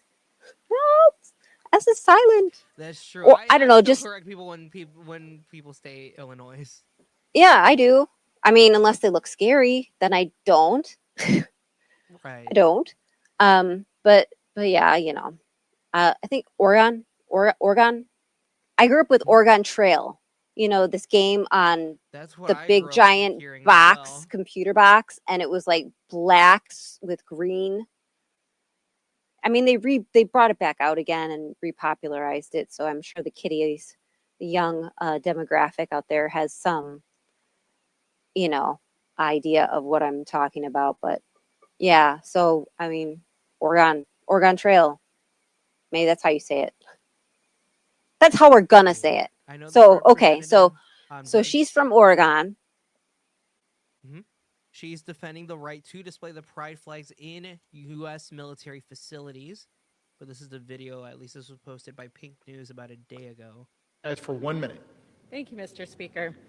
I rise in opposition to this cruel and callous amendment. There are 20 days until the government shuts down, 8 legislative days. And what are Republicans focused on? Flags, pride flags. Republicans are spending valuable floor time, time that could be used by the government to lower costs for working The families. gentlelady will suspend. Does the gentleman from Florida seek recognition? For what purpose? To identify the fact that that flag violates our House rules by flying any other flag but the American flag. The chair will remind members Speaker's announced policy prohibits flag waving on the floor. I am not waiving it, Mr. The Speaker. gentlewoman is recognized. Thank you. We are Mr. Speaker, we are simply not spending waving the flag, valuable but presenting time, it. The gentleman time will that could suspend. be The gentlelady is recognized. could be used to fund the government or lower costs for working families, trying to ban the display of pride flags in any workplace or common area at the Department of Defense. This obsession with attacking, dehumanizing, and villainizing our LGBTQIA plus community is as sick as it is a waste of time. Trump is using the same tired playbook authoritarian regimes have used throughout history. He is dehumanizing our most vulnerable to divide us and distract us from the fact that his failure to meaningfully improve the lives of the people he was elected to serve. We see this for what it is, and we refuse to let them win. We will not erase the The LGBTQIA gentlelady's community. time has expired. Thank you, Mr. Speaker. The gentlelady from Oregon is recognized for 1 minute. Thank you. Wow, I think right off the bat, when the speaker shut down his fellow Republican to let her speak that second time, I was like, ooh, he's going to let her talk? Wow. Oops. There we go. Like making sure We're we're both back. back. But that's, Okay, I thought so- that. I was like, oh, he shut down that one other gentleman. Congressman. That's kind of like what I'm surprised to even see that, because if you look, for example, at yeah. Marjorie Taylor Greene, she's just blah blah blah right there. She's just talking and talking and talking and does not let the other members of Congress speak. Yeah. And so that's my thoughts, just like on the interaction, not the actual, like, policy, if you will. As far as that goes,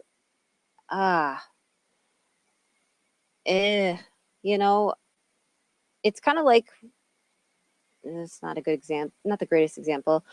Religion. If there's a reason why we supposedly keep church and state separate.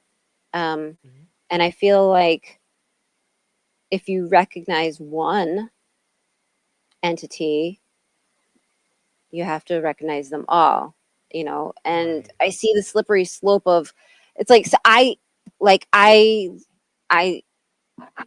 find myself to be within the LGBTQIA plus community, right? I identify, I'm married to a man, whatever, I don't know, but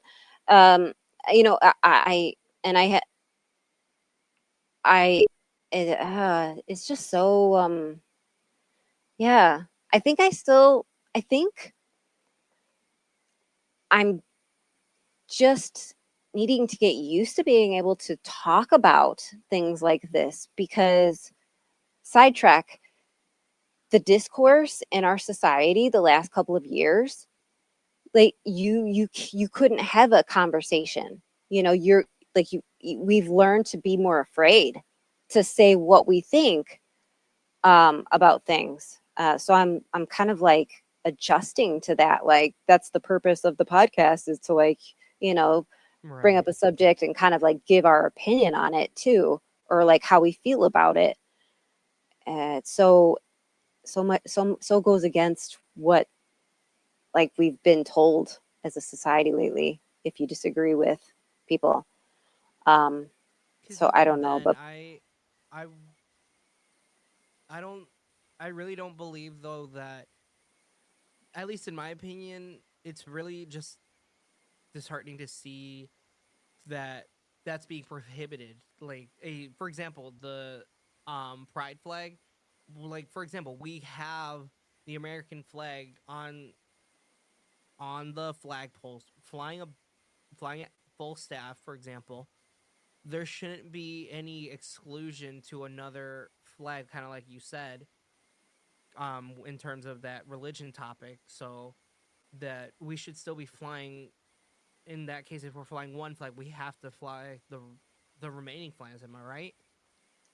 I think that there are some states have laws, some counties have laws where as far as the flags go, and this is even before our current administration, um, where if you flew the American flag, um, which it's required for certain, types of buildings and stuff, whatever.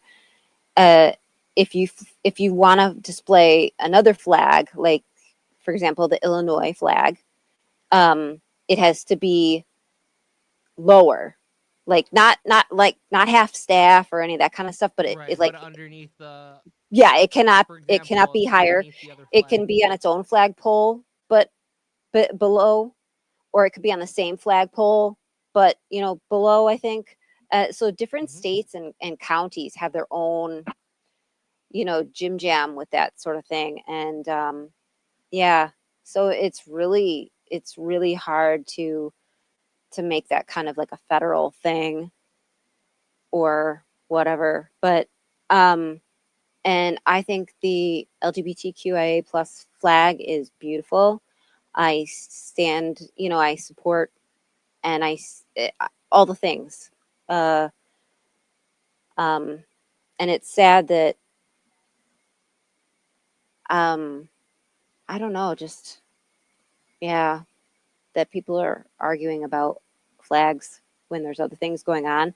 But at the same time, I see where um, they have to make it like like law. It couldn't just be like a nice thing. Like a town decides Right. they want to do this and show support, kind of like Boys Town in the city, right? It's very, you know, very pronounced and wonderful, beautiful, and colorful. Um, why some communities, just are so against that, I don't know why, but to bring it back to what my point was, because I kind of went off a little bit, is just that if we have to if we have to make laws about it, which I want us to not, so that it can be flown. But if we have to make a law, then you have to think of every other like group or organization that feels that they are they have an argument for the same, and then you have to have their flag included, and then everybody that comes after them, and then it's like you have, so it gets it gets dicey a It little gets bit, a and it little doesn't dicey it doesn't there. mean you like I support less, or I don't believe, or I don't condone, or I don't identify, or none of the things. It doesn't mean anything. It's just I hope we don't have to make it part of law, and then communities can just do it. Because if we have to have a law, my my my vibe is no extra flags, because then then it's everything. And yes, you want everybody to have a voice and everything, but I just we have so much going on to add Yeah, that it's to the plate, when we really, for those of us that are feeling really sad and frustrated with how things are going in our communities and in our government, locally or federally, to put that on there, it's just dividing our energy. And that's what they want. That's what they want. Divide us, wear us down. So we're because I fighting know against each right other. now, um, because I know right now, at least at this time, low, I would say locally, but state, at least right now in the state of Illinois, specifically in the city of Waukegan, they have issued a statement regarding the current ICE Oh, what does it operations. say? Um, they're currently urgent, urging residents to know their rights and be aware of any misinformation. According to the statement, Waukegan Police does not participate in federal immigration enforcement due to the Illinois Trust Act. Residents can also visit the link that was shared. I think it was, I can't remember. I think it was immigrationillinois.org. Mm. There's also that huge concern, though, that agents being stationed at the Great Lakes Naval Base, with reports suggesting at least up to 300 federal agents might be operating in the area. Local leaders are opposing this plan, citing potential risks to undocumented immigrants and the community. How do you feel about Now, that? for me personally, really just being the child of an immigrant, it's scary. Really, because you're not gonna know, are you gonna be a target? At least they've said, Yeah. this has been said already, that they're not gonna really go based off of warrants. They're not gonna go based off of that. They're gonna go based off of skin color, which Not the is law. ridiculous in my opinion. Not the law, not the Constitution, not your rights. Because I mean, you have rights until they can prove that you are undocumented. They have to treat you like an American citizen. Right. And Ay, ay, mind ay. you, this, and even then, and I always tell this to my mom, like, don't sign anything, don't Yeah. do any of that, because then you're gonna Don't be open the forced to go door. with them. Don't open the door. And I don't know if that's the right even thing then, to for say. me, I know Obama. For example, when we were under Obama, he did probably deported around less, if not around close to the same amount as Trump. But I feel like I wasn't really scared then, because I feel like, because I mean, I was a young child. I was younger than most kids now, and really didn't know about that. But now, within the first and second Trump administration, I realized how big of an issue this is going to be. At least now, especially this current administration, it's going to be worse. Because Oh yeah, because he doesn't have to. Legally, he cannot become a president for a third term at this time. correct. Yeah. Unless Republicans and potentially Democrats go in. I already know. I'm predicting Democrats are going to not vote on this if they choose to do an amendment to the Constitution, allowing a president to run for a third term. And people have joked about this too, that if that does happen, Obama should run for a third term, or even, for example, Joe Biden. But I doubt that, since both him and Trump are getting old. Yeah. I don't know. What do you Because even say? then, there's been sightings within the city of Chicago and suburbs of ICE agents.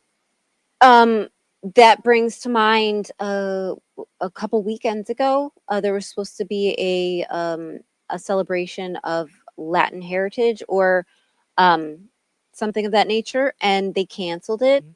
because they were Mhm. concerned that they would be a target either from ICE or authorities or just private citizens Right. to playing playing policewoman.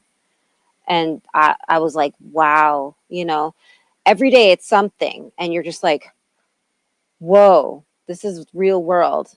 And like, same thing with that. It's like, And I'm not it's surprised anymore. Like, I am, but I'm not. You know what I mean? Like, I don't yeah, know. and I'm the one thing, and I've kind of made a joke about this, and to my mom, I was like, if someone is racist towards me or you, really gonna I'm gonna let them have it, because I don't. And I kind of told her, I was like, I don't really play into those games when someone's messing with me or my family. I've never played into that, and even when I was younger, that kind of got me in trouble, because one time there was a kid in, for example, my apartment complex that I lived in. He drew on our door, Drew and something then not nice, probably, right? and then pushed my little sister off the bus. Ooh. So I took matters into my own hands. I was probably like 8 or 9 at the time, and I kicked the kid in the crotch. Mm. And that was not really a good ending because my mom had to talk to the apartment office manager about that because the parents complained. After a few years, after a few years between me and the neighbors with a little feud because they kept doing all that, and it was also kind of their child as well, that kind of Well, fueled you're that. not born hating people. You learn it. Mhm. Definitely, I feel like racism is taught in a sense. Personally, I just Yeah. feel like Whether racism is taught at a outright young taught age. or just kids kids watch. Because they're sponges. Their kids can be Yeah. are kind of are like sponges. They absorb anything. Mm-hmm. Yeah. Um, and even then, I remember the year that before we moved out. This was in 2017. We talked to the office manager. They're like, "Hey, we are not going to let your son roam around outside and play with people if he's going to act like that." And my mom even said, like, "You can't From one do that." incident, or did you have a reputation at that point? Maybe some It was pent like up two anger. different incidents with the same neighbor. Okay. One was the hitting the child, and the other one is hiding their shoes in the washer because they would leave Hmm. their shoes outside, and I hid their shoes in the washer. That seemed pretty tame to me because I didn't turn the washer on or anything. I just hid them in there. Yeah. Kids being kids. Can you Mhm. imagine now, like if you could get arrested and have to go to juvenile hall for something Yeah, like that now, and like you don't get to talk to your parents? I I mean, the way know. things are handled now versus then, it's interesting. Because I know at the time, my mom even said like, because okay, mind you, my family was of Hispanic origin, Hispanic descent. There were people of Is color. of, The yeah. other neighbors were also people of color. They were, I think, of Indian descent. So two Yeah. minorities duking it out. Like, come on. You know what that goes back to, right? Divide and conquer. Yep. Minorities. They want they want people fighting against each other over here so they don't see what's going on over here. It's the magician trick. Look at my left so you don't see what I'm doing with my right. You get people to Right. fight each other, like classism, all these things. Oh, yeah. That's so silly. And after we spoke with the office manager, with mind you, the office manager as well was of Indian descent. So kind of take that in mind when they talk to me and my mom. They're like, yeah, we can't have him playing around with kids or going outside. He has to remain in the apartment. And my mom even said, that's ridiculous. Like, you're excluding my kid who, and she kind of brought it up as being racially motivated because that shouldn't be happening. I should have still been allowed to, hang out with friends outside or play outside like any other kid. May that be a white kid, black kid, whatever, playing outside. I shouldn't be excluded out of that just because of different No. incidents. Or they go through the legal appropriate process.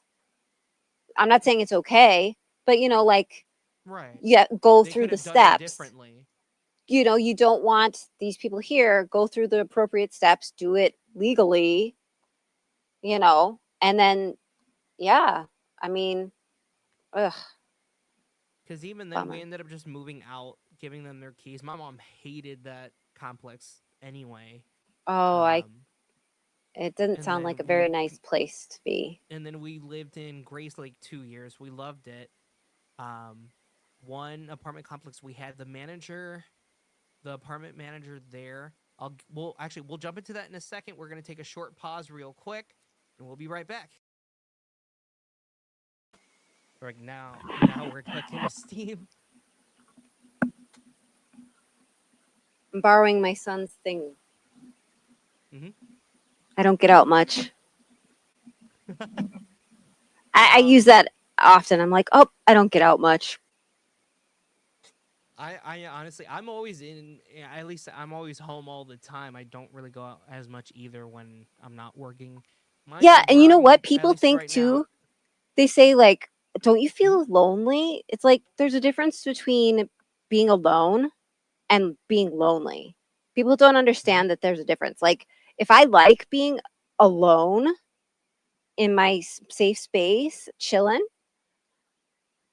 cool. What's it to you? You know, I'm not Right. lonely. It's a difference. But anyway. Because I know at least so in 2019, Hmm. well, we lived in Grays Lake from 2017 up to 2020, but between 2019 and 20, we lived in a different apartment complex. Because we had moved from the one that we were in when we first moved to Grays Lake. But the other one we lived in about a year and a half. Um, the landlord there at first, she was super nice, super hospitable. Maybe months later, just because, mind you, my my family's low income, she would have to, my mom So herself would what? have to, I um, mean, sure, like she would struggle paycheck to pay rent off, but yeah. also at the time I was receiving SSI for, like at that time she would use both incomes to pay the rent, but there'd be a few months out of the year that she would be late, be just based off of other expenses, Mm. and she would have financial troubles. The landlord, though, would constantly harass my family by going to the apartment unannounced, knocking, even Oh, that's calling me, illegal. That's even illegal. calling my own cell phone. She would email me and constantly call me, especially when I was in school because I was a freshman in high school at the time. At one point, she has me come into the office.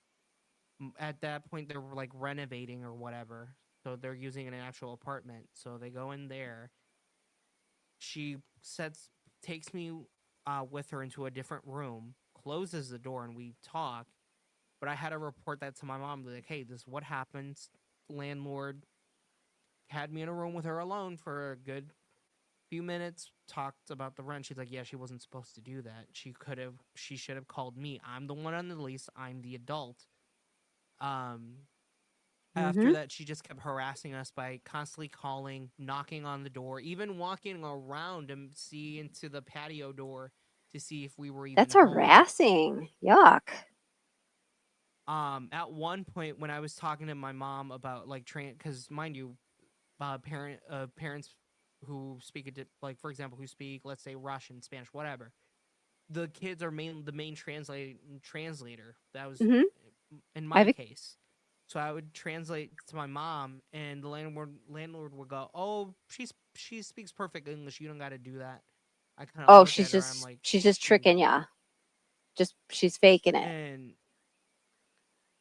and that's Yuck. where I'm like looking at her. I'm like, lady, and mind you, um, she still continues obviously to harass us. Um, Mm. we I'm so sorry. That's that's the part of mind America you, that we hate.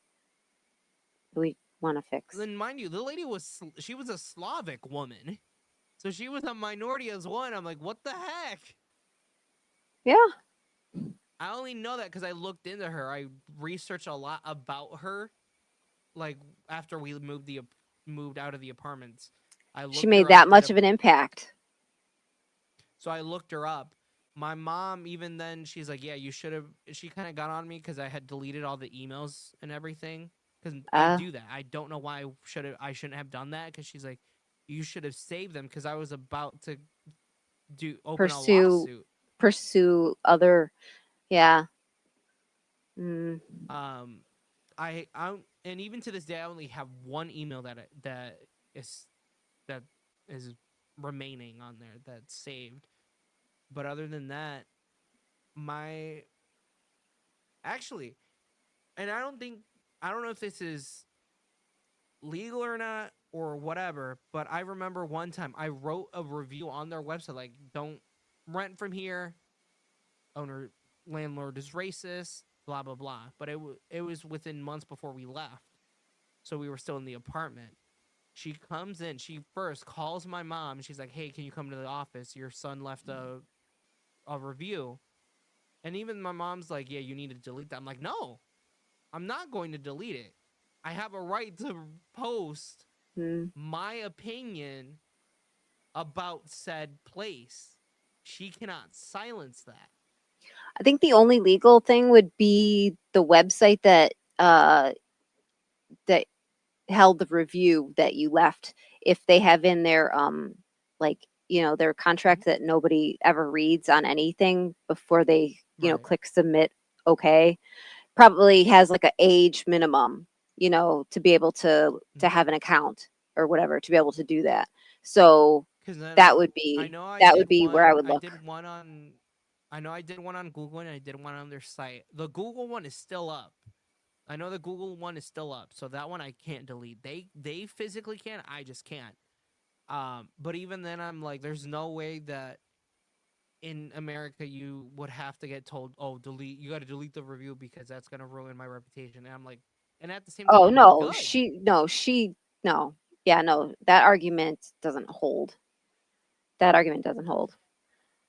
So Only even that, about the age part is maybe. the like, yeah, the only thing That's it. that really applies is the age part. For example, I was 15 at the time, so it would have been like 13 plus, for example, if not to leave a review. And I'm like, I was within the age Maybe. Depends. demographic, for example. Yeah, I don't know.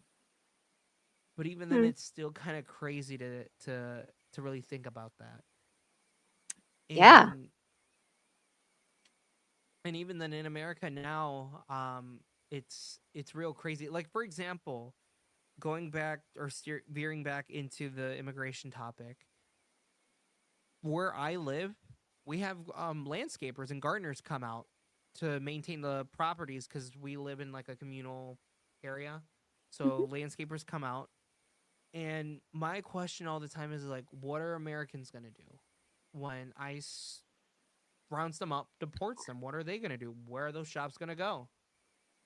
If Yeah. you're so high and mighty preaching that, oh, all these illegals are stealing our jobs or ruining America and murdering people, like where are those jobs going to go? Not all, and I always say this, not all immigrants are bad. There's good people. Some have a Most aren't. troubled past. More Americans kill Americans than Hmm. minorities or illegals. It's a ridiculous argument. I know right now, even then, like when Laken Riley was killed, the Republicans used her death as a political pawn to justify their racism and xenophobia. Yeah, it's the nothing surprises me anymore. I don't know. I mean, what do you say? And I know the one thing I analyzed a lot um, for a while, within the last week or so, was the footage that I've seen of the passing of Ivana Zarutska and Charlie Kirk. I had to analyze the footage in terms to see really what caused their death. Like, I get what happened, but what caused them to pass? So, for example, in Charlie's case, he passed like that. He passed so quickly, just the amount of blood loss. I hit an artery, probably. Hmm. So, from the footage that I've seen, it hit him right here, close Oh, to where the carotid. carotid and jugular vein are. Yeah. That kind of explains that, for example. But in terms of Miss Zarutska, you couldn't tell. You can't tell where in the video. You can't tell where she may have been hit. And just by the footage, I can tell that it was not a jugular or carotid artery that was hit.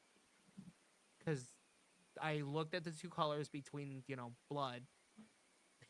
For example, Charlie's was thicker and much darker than Mr. Rutska's.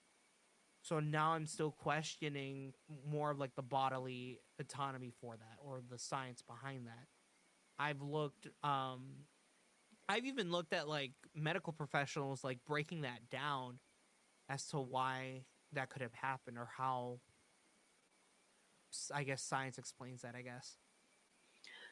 So you are thinking that maybe you're questioning the cause of death for the second individual and now are you thinking that there's like a conspiracy theory behind that, or you Not just really. want to like for yourself to definitively know that like this label is accurate with this In terms of the one from the train station, yes, because it never like yes, you can what's see the in the one by the footage train that the station? individual pulls out. The one it was a let me For those of us who pull are up. I'm new. not gonna show the actual footage. It is Oh no, graphic. I'm no. just gonna pull up a news report. Um Because a lot of things you're ow. referencing, some things I don't know. So you gotta bring us in the know for us new viewers.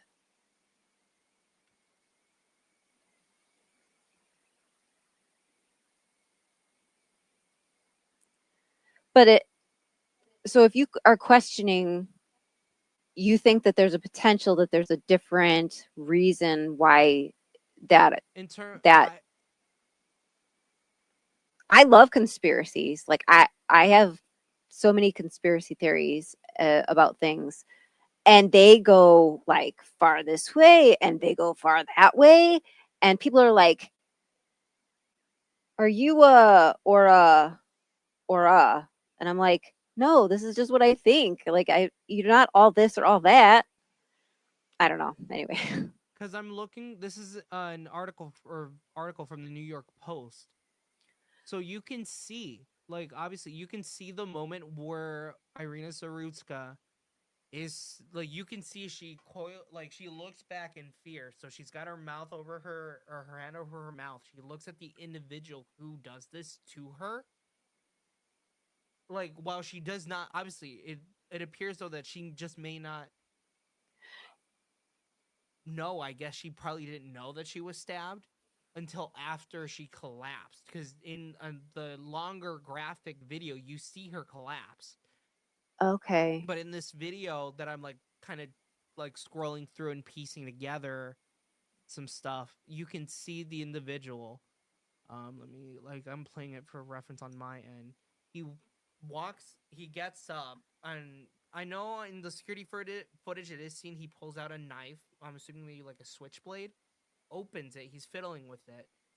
Then he actually like stabs her. It's seen kind of towards the back. You can't like see anything from the front. You could see that maybe she was stabbed in the back of the neck. Like I can't fully see it enough to know So they where. haven't caught the person, right? They did. They did. They caught him. They caught But him. you can see he's like just And walking what state did around this in. happen in? This was in Charlotte, North Carolina. Okay. You can see the man's just walking around with the murder weapon itself dripping, just just And dripping with people are in what. shock. Yeah.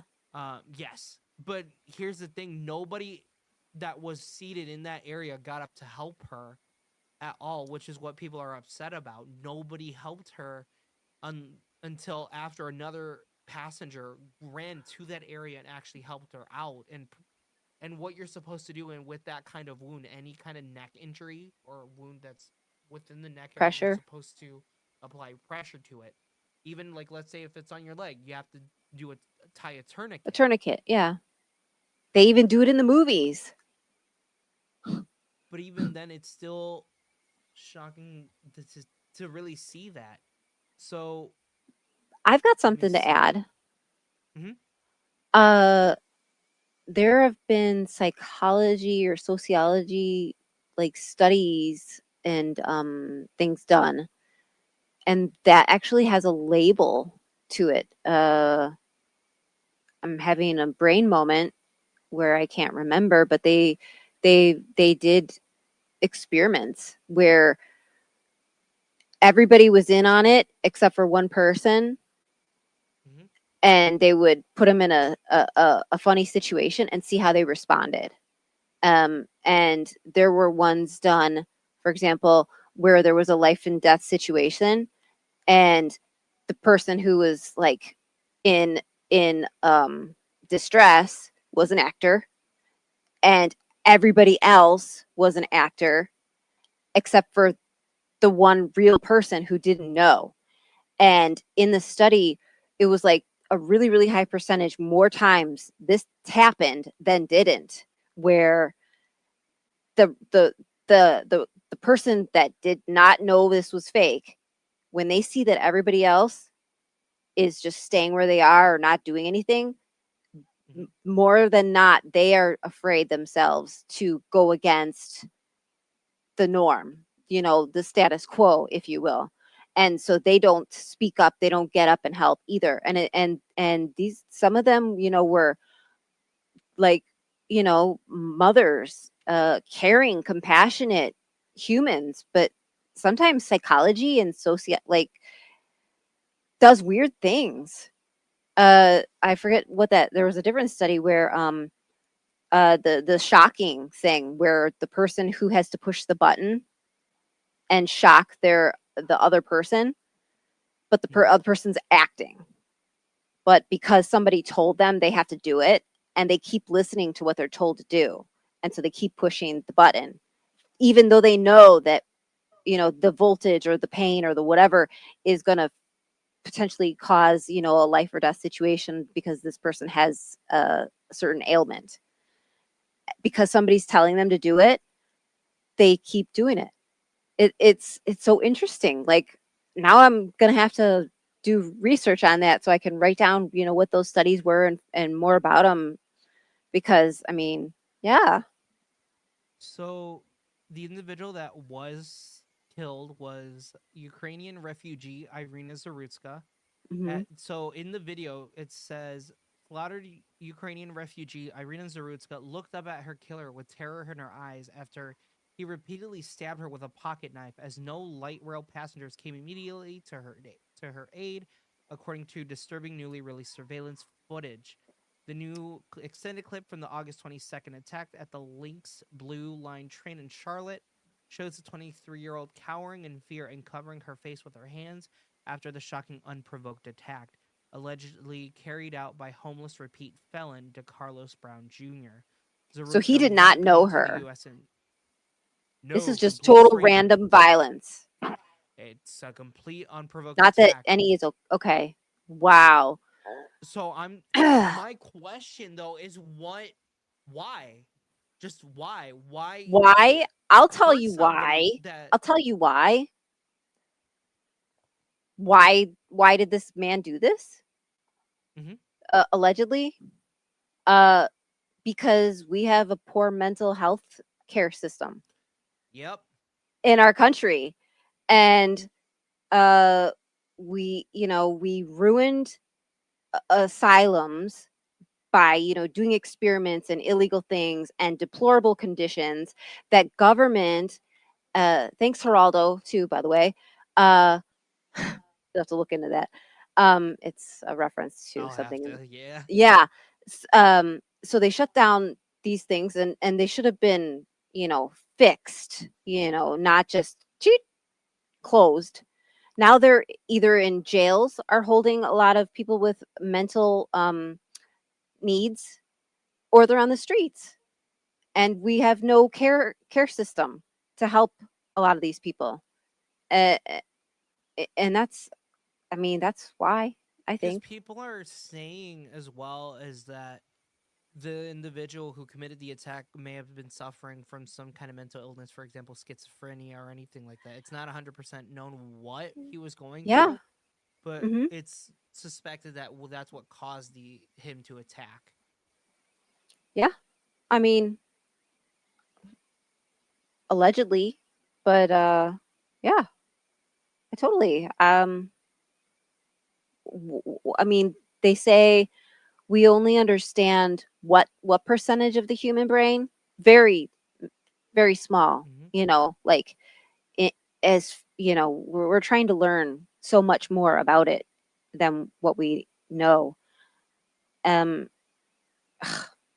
I don't know. I mean, Because from what I'm reading, at least here, so Zarutska came to the U.S. in 2022, seeking safety after the Russia and Ukraine war.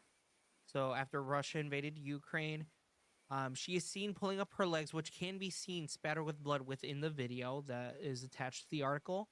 Brown allegedly pulled out a pocket knife and repeatedly stabbed her. In the new extended clip from the Lynx balloon line, it does show her cowering in fear and covering her face with her hands. And then let's see, it comes as the FBI actually announced on Monday that Brown was hit with federal charges on the top of the state murder rap he already faces. The penalty includes the possibility of the death sentence if he is convicted. Zarutska falls to the floor about 15 seconds that the video shows another voice believed to be that of a fellow passenger saying, quote, "He got that white girl." hmm, The video shows multiple passengers looking shocked and confused before a man in a gray hoodie stands up and follows Brown down the train, while a woman in red glances over at Zarutska before turning back and looking out the window. Heroic passengers tried to perform CPR on the victim as one man took his shirt off to dress her wound. Another ran to tell the train operator what had happened and get them to stop the train, and Brown was arrested as he stepped off the train by officers from the Charlotte Mecklenburg Police Department. A trail of blood was seen left behind by Brown as he walked down the train car before ripping off his hoodie. Brown was seen watching Zarutska for some time after she sat down in a seat in front of him before pulling out what appeared to be a pocket knife. A career criminal, he had 13 prior convictions, including for armed robbery, and was released without bail and had a trial pending when he allegedly killed Zarutska. He was federally charged with one count of committing an act causing death on a mass transportation system, FBI Director Kash Patel has said. The brutal attack on Irina Zarutska on the Charlotte light rail was a disgraceful act that should never happen in America. The FBI jumped in to assist in this investigation immediately to ensure justice is served and the perpetrator is never released from jail to kill again, Patel said in a statement. Let's do you know what I see. think is weird though? Mm-hmm. So obviously he's known, felon and all these arrests, and I would imagine that police had an inkling that he had some mental needs that were not being addressed. And if he got past that level, uh, the lawyers, the public defender, like they didn't notice that he had some mental health needs not being addressed, where you can have the individual held and assessed mentally. You know what I mean? Was that Right. even done? Did anyone down the line um not not notice? Was he that good of a faker, or hide his illness? Or I don't know. I mean, he kind of crossed a lot of crossed over, past a lot of dope, like lines where he could have been assessed. And if they would have done an accurate assessment, So this is surely they would have actually found that an he had some article needs. from And then they could Spectrum have held Locations. him. They could have held him, and then she would not be deceased. Right. Because here's the kicker. I was just looking into this as you were mentioning that. So the previous charges that he had: delayed mental health evaluation, seen as missed opportunities in Charlotte stabbing. After Yeah, departments, Brown Jr. had been arrested in the fatal in the fatal stabbing it's a long night. of Ukrainian refugee. let's see. Aboard a North Carolina commuter train, he was quickly sent to a state mental hospital for an evaluation. It was a sharp contrast from a January misdemeanor arrest, where it took, get this, more than 6 months for a court to order a mental eval. It took him That's 6 months. now that man, mentally ill, he's still responsible, allegedly, for whatever he may or may not be found guilty. Mhm. Legal reasons, right? You can't only say certain things. But uh, I mean, our government is failing so many people. I mean, It is that honestly. that that That's what that woman, that immigrant woman, would likely still be alive and walking on this earth if we had a system that really took care of the people that need it. I know So, here. Let's see. In terms of the mental health evaluation, this is under the headline: A court must order a mental health evaluation. In January, Brown was arrested after repeatedly calling 911 from a hospital, where he complained that someone was trying to control him with foreign substances. He was quickly released without bail on a promise to return for court, which is standard for lower level misdemeanors. The charge carries a maximum sentence of 4 months in jail under standards approved by the Republican led legislature in 2013. His public defender requested a mental health evaluation to determine if he could contribute to his defense. A judge signed an order on July 28th, telling Brown to report to a community forensic evaluator within 7 days.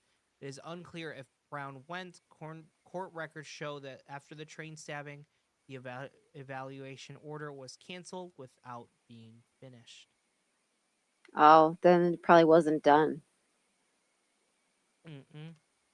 So, in terms of Yeah. him saying that he complained that someone was trying to control him with foreign substances, my mind is either, I obviously my mind is either he may have schizophrenia, or 9 times out of 10 I feel like this probably happens when people are on the influence of illegal substances. It's one of the two. I mean, yes. Sometimes both are true because people will use, substances because they have mental illness and they use it to help cure themselves or to not feel the Right. pain. So both can be true at the same time, but not always. Um, I think. Uh, what do you think? Honestly, my my more speculation would probably be more schizophrenia, because I honestly I also personally know someone who's going through that. Hmm. and I have a relative who is schizophrenic. Yeah. and it's even then, like, kind of like getting a little bit personal now, and I don't mind to kind Yeah. of open up about it. I just won't really share like the name of the Yeah. individual. No. um but he calls me one night. He's like, hey, something's up, and I'm like, what's up? He's like, I feel like just someone's around me, or I hear somebody. And he Mm. kept just saying the name of that individual that he hears, that he sees, um because he's starting to get scared. Because he's at work. He works up in this, as Right. I'm Because schizophrenia saying doesn't that, my normally headset's like, present itself until like 18 to 21 too. right. So like you're He's all saying, there and then all of a sudden you're having ins and outs.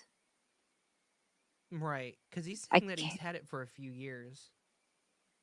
And I kind of told him, like, hey, you need, as I'm trying to talk to him, I asked him, does this person talk? Do you hear this person a lot? Do you hear them, like, let's say when you're working or you're under stress? He's like, yes. I even went through the full diagnostic. Ow, ow, ow. Cat, get off.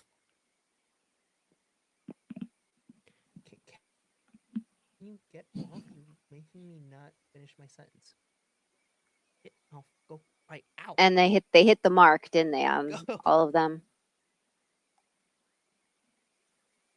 Yes. So I read the. So let me. But Let me while look you're it doing up. that, DSM-5. what I will say is, well, it for understanding purposes, it Mhm. we as like a society like to know why, what was going on, Right. um uh, but even if, I mean, it does sound like what you said, for sure, as far as my limited knowledge goes. um but the thing is irregardless of what his mental health needs were, it was clear to other people that he needed help, and it Mhm. didn't come in time. So, it doesn't matter if if he looked like he presented, as this disorder or that disorder. He just seemed dysregulated. Something wasn't firing correctly and processing appropriately, and there was something going on. That's what mattered. That's and if he was presenting dysregulation to such a level of concern, he should have been held. He should have been seen sooner. Regardless of, oh, it looks like it might have been this or that. That's just us wanting to know. But if he presented as dysregulated, that's enough. That in itself, in my opinion, and I think it would have saved her life. Yes. I think that as well. That Yeah. if that would have gotten noticed and checked in time, Hmm. this wouldn't have happened. That kind of tragedy would not have happened. Yeah. I mean, if it was, drugs, a combination, whatever, it needed immediate attention. It needed immediate attention. I So know here, we at failed least them. from what I have it pulled up here in term. This is directly through the DSM-5. And I asked my friend this in order. I asked him presence of at least two of the following symptoms for a significant portion of time during a 1 month period or less. Excuse me, or if less successfully treated, um, or less if. Oh my god, I can't speak tonight. I asked him number one: delusions, hallucinations, disorganized speech, grossly disorganized or catonic behavior, negative symptoms, for example, reduced emotional expression. To which he answered yes to all of these. So, and I kind of like, as a friend, I even urged him like, hey, you need to get checked out. If you believe you have this, go get seen and get evaluated. But at least from what I've been told, or what he's told me before in the past, is that they've written it off as like his ADHD or autism diagnosis. So that's where I'm like, that's concerning. It's concerning that, obviously this is a specific situation, but just that's the mindset of these, you know, the people that he has come, cross paths with, I guess you could say, Mhm. that's their mindset, how to address mental health. So there's another failure, right? Yeah, it's just sad because, I mean, Yeah, I it doesn't, maybe he doesn't have that, mental health thing going on. right. Maybe it's something else. Maybe you're spot on and Could be you something should, else rather than yeah, I'm not saying, like you should get an honorary degree on your wall or anything like that, but um right. even so, like if he doesn't, I don't know, just, man, the world. It's a bummer. honestly, I would the the world's kind of crazy right now as well. Yeah. Um, But one thing I was thinking really quick is that hmm? at least the percentage of violent acts by people who present those certain type of mental characteristics is very low. At least that. It doesn't mean we care less about them or we should care differently Right. about them, but at least, like just because, somebody may present these, characteristics or have it get it diagnosed by a doctor with that they will become a killer or, allegedly, or, someone who does really, bad things. We just don't know because it's like every person, it's going to be different. They're not all exactly the same. Yeah. Some hear God in the wind, like my relative, um, and they're homeless because they keep getting spit back and forth and back and forth and back and forth. And, they'll take their meds and they'll feel fine and they'll feel good for a while. And then they'll feel like, I'm fine now. I don't need them. And then they go off him and then they become uh, uh the yeah, they just fall back into the same pattern and it's over and over and over again. But luckily there hasn't been any, physical violence or anything Right. that I'm at all. Um but it's still scary That's and always sad the for sure. one good part. Yeah, cuz those make sensational stories, you know, and I will TV shows say and three-part documentaries. I will say that you kind of brought this up earlier in the Oh, episode. consumption I of will say yeah. um that eventually I could do a spin-off of our show and really focus on a lot on like true crime stories. Okay, Um I love that, by the way. I was thinking that, but that I'm would be like, a fun time as well. Just so that we like the one like my personal stories that I've been following as well more are the ones that I followed personally are of John Wayne Gacy, Jeffrey Dahmer, and Ted okay. Bundy specifically. Those are ones that I've I followed love serial closely. killer stuff. That sounds so. I don't love it, but I It's get interesting. so. Yes, you want to know, like, pick their brain apart. Why, the what? Oh my gosh, Golden State. Woo, Nelly. Oh, Oh my I have gosh, to look back into the Golden State Killer. the Golden State Killer. He's the one that he didn't get caught until like, I mean, maybe 10 years now. I don't know. It's give or take a little bit, but he got finally got caught by DNA through Oh like yeah. those systems, that like people find their ancestry. You give up your personal DNA, and they found him by reverse forensic, like like family tree. That's how they So caught that him, and is he was an old man. Joseph And in James front of in D'Angelo front of Jr. I just have to get this out really quick. I Mhm. mean, he looked old, he's old, but he was fit.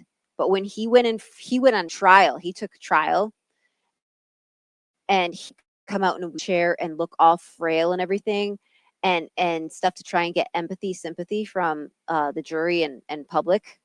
But then Mhm. there was a camera in his cell, and he was doing like, like fitness stuff and like walking around like, he's, you know, just rocking out. It's In crazy. terms of the timeline, in 2001, DNA Lakes East area does link him to the Yeah. So there's victims. the two separate situations. This is chapstick or colored chapstick, by the way. It's not a vape. I'll put it down. I'm tactile. Um, No, you're so good. I don't mind. so he so yeah, there was like two separate. They didn't put the two together as one offender until a little bit later, until like the DNA was coming up on that East River, East Side something case, but then also had the links over here with the Golden State because he had popped around a little bit. He was a police officer for a short time. Mhm. Yeah, because and then yeah, he thought he his some sweetheart chick he was all nutso over, and she just thought he was a creepo, and he came back to try and Kind of shoot like her, but then shot and killed the dad. Sorry, yeah. No, you're good. You got me thinking about Rodney Alcala as Oh, well. that guy and all the photographs of we don't Yes. know who the women are that they're we don't know, like they haven't been identified. Yeah, and he was the Because he dating was the game one on show. The dating game. he was on the date night show. Yeah, and he got chosen. He had the long curly hair. Hmm. Uh-huh. Oh yeah. Yep. I know for the Golden State Killer, they had, let me see, I'm going through this one. They had renewed, so in 2016, the FBI had announced a renewed effort with a $50,000 reward. In 2018, which was when he was arrested and charged with Yeah, 8 counts. because they did the reverse And then DNA in ancestry thing. They mhm. did magic, and magic And then in turns into 2020, science. which was when he pled guilty to multiple charges in 2020. Yeah, but you could see video of him where like he presents all frail in front of the like in front of in the court, and then he's in his room like oh my For his goodness. age, I'd be surprised. Because even then, with his age, I thought he was like old and probably Well, yeah, not because really I fit mean, just be like, anymore. like when you're a kid and you want to pretend to be sick, like you're not like, Mhm. Mom, I'm sick. I want to stay home today. You're like, Yep. like you're trying to emulate what you want people to give you as far as emotions. So he was emulating like, woe is me, I'm sickly, so he could get empathy from other people when he has no understanding of what Yeah. empathy is. So, In terms of like going towards our final thoughts and closing remarks, yes. what Oh my you gosh, almost think 3 hours. really going on like your first episode? So I think I'm so glad that I took the risk and did it. I'm high-fiving myself. All right, there you go. Do And it right there. yeah, um, yeah, it's really hard to stay on topic. That I will say, it is hard even for myself. Huge.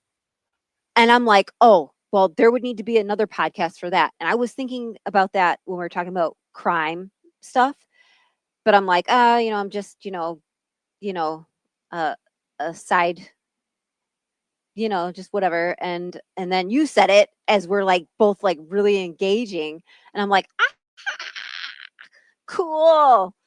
So, but I'm sure, I got a few things wrong, and we're gonna have some people writing in. Because I But know, I loved it. I loved it. I had fun, and I think, I think, I think it was enjoyable.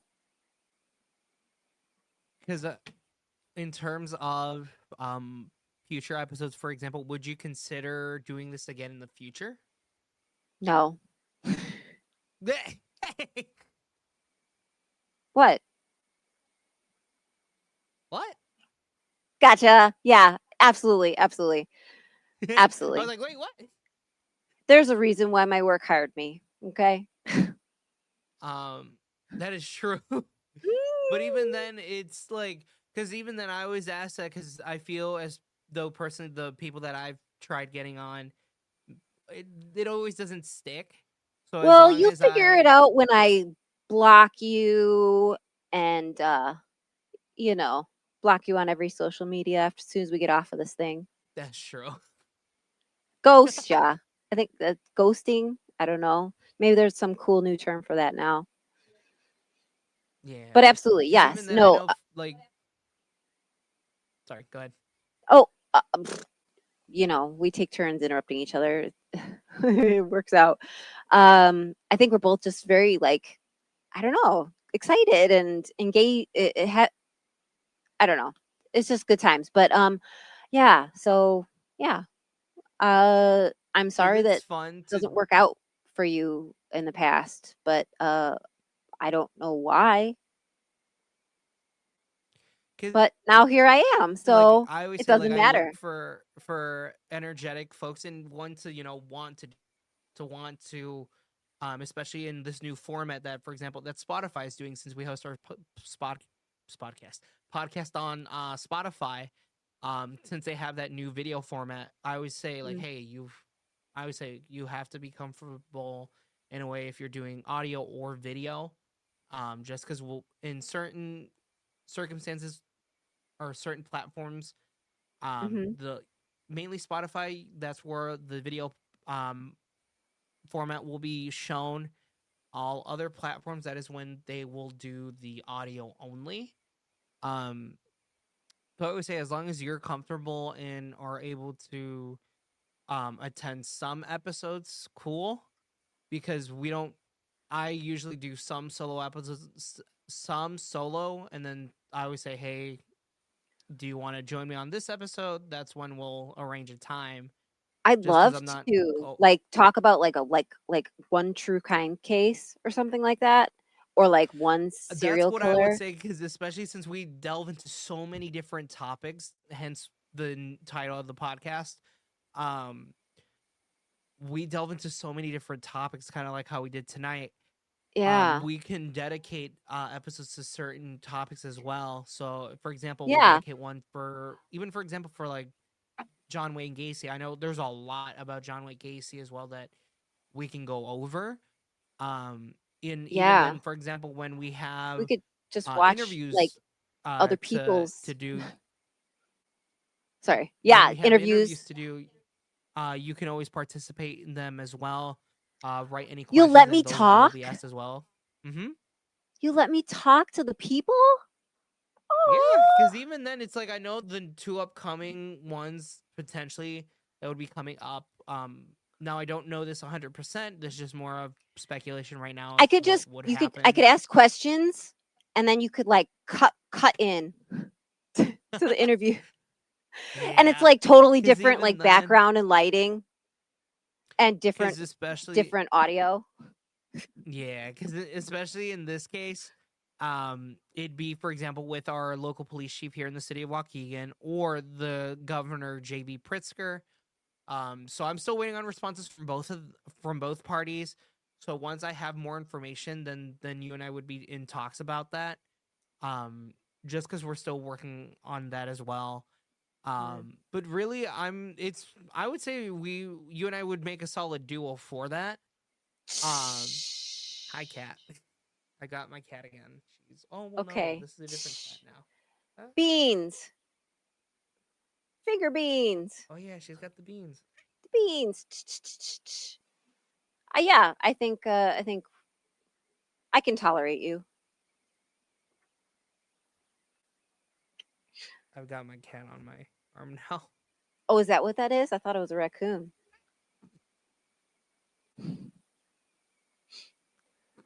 Uh, awesome. Yeah, I'm game. We'll just say that I'm game. Oh, like the cool kids.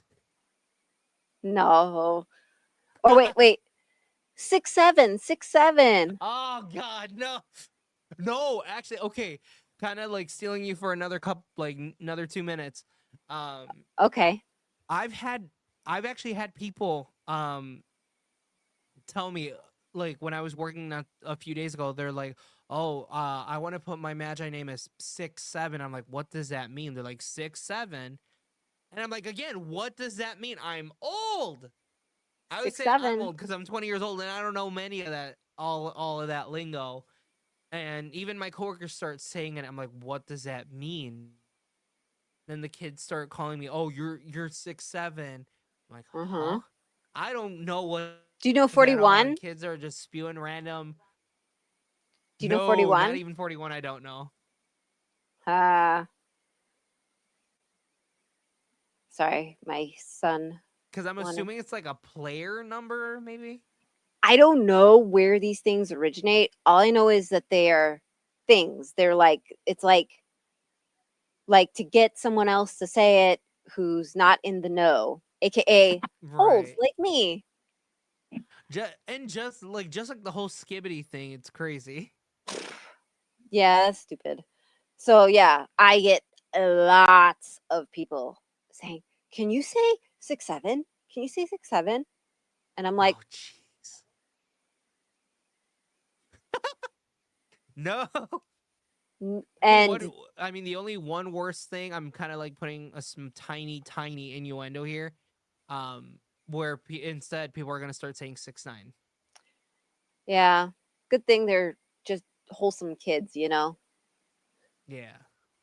But yeah, again, think Ah. then I would walk away and then I come right back and then I say it, which number one they weren't expecting, but number two they already turned their recording devices off.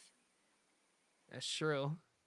But I will so they're say, like, oh man, can you do it again? Let me get my thing ready. Come on, bro. I would see that, yeah. Bro, come on, bro. I'm like, Now, if kids start saying, "Oh, you're so poggers," was that a good I impression? know that was what. Now I know that was a thing.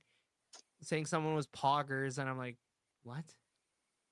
At first, I Yeah. didn't know what it meant, and they're like, "Oh no, you're so cool, champ," and I'm like, "Huh?" Yeah.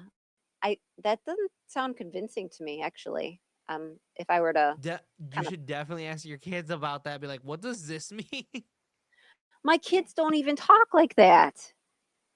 Really? I don't even know if they would know. I'm not kidding. I never heard any of these words until like people in this, are saying In like, the oh, interwebs, this is going on or that, or what's up with this skibbity boop bop stuff. And I'm like, Riz Raz, I right? don't know. I don't know. If my kids spoke that way, And the I'd know the new one language. for adults is Unk. When you're over 18, you're an Unk, apparently. Oh, Like what is short it for when you uncle. say she ate? Does that mean like your stomach is sticking out, or like she ate, or she's I ate? think when Like I they don't know what say that she means. ait, I think it's like saying, and I've seen this on But I like don't know if they're people saying like like she ate or she's an eight, like because that could go in some very different directions, you know? that is actually a good question because in terms Like of she she ate ate, like if I remember, she looks very, robust. Or is it she an eight like it's a new compliment? I don't know. I don't I know. think I think she Maybe I'll ate. have to ask. If I remember correctly, it's like saying is if someone's like cool or someone did a Okay. I mean, like a I can see that. I think. Hold on, let me look it up real quick because I know what is hold on. This is What a whole different does podcast. This is like another one, like trying to figure out the children's. What are the children's up to these days? Oh, Their okay. This is shenanigans. from Urban Dictionary. She ate Ruh-roh. basically is used to describe that someone did something perfectly or looked fabulous. Okay, that's so cool. These kids have been telling me this, without, you know, being too staying vague, if you will. Oh yeah, here it is. So I've this is heard that from a lot. I'm so excited now. That's a good thing. Okay. so it says Yeah, the term is often used to express she ate. admiration or to compliment someone for their achievements, appearance, or actions. That is And then like do crazy. this. What is Yeah. what is this? Uh I'm told because I'm doing this sometimes when I get asked and I'm like, hey, you look like you look like and they're like, oh no, it's a good thing. It's like like the snap, like, like get it, Mhm. or like that kind of thing, but it's the new. So I'm like, okay, so this is a good thing then? She's like, yes. I'm like, okay, because I was afraid I was telling people something Just else. giving I don't, people yeah, I up. don't know. Yeah. Anyhow, my goodness. Yeah. You're good. But honestly, thank you. I really do personally want to thank you so much for taking in this opportunity and wanting to actually join the It's my show first as a time. member of our cast. Um, you did great actually for the first time too. What? This time too? Huh? Hey, you did great, honestly. For More my first even for better my than I first did. time. Oh, get out of here. I'm too humble. I No, we had fun. We made each other more comfortable, and we made each other look good. You made me look good. I hope I helped you, cuz I don't No, know what you I'm you doing. you did. In Okay. terms So, of any closings for our normal closings, you can listen to the episode over on Spotify, Apple Podcasts, or any other streaming platform. For any information in terms of our schedule or to listen to our radio show online, always head to ljentertainmentmedia.com. If you would like to reach out for any public relations needs, just shoot us an email at publicrelations@ljentertainmentmedia.com. Other than that, thank you all so much for tuning into this episode. Little bit thank wild, you. but we like wild, to be honest. Who doesn't? But thank you all so much for tuning in, and we will see you on the next one. Yeah.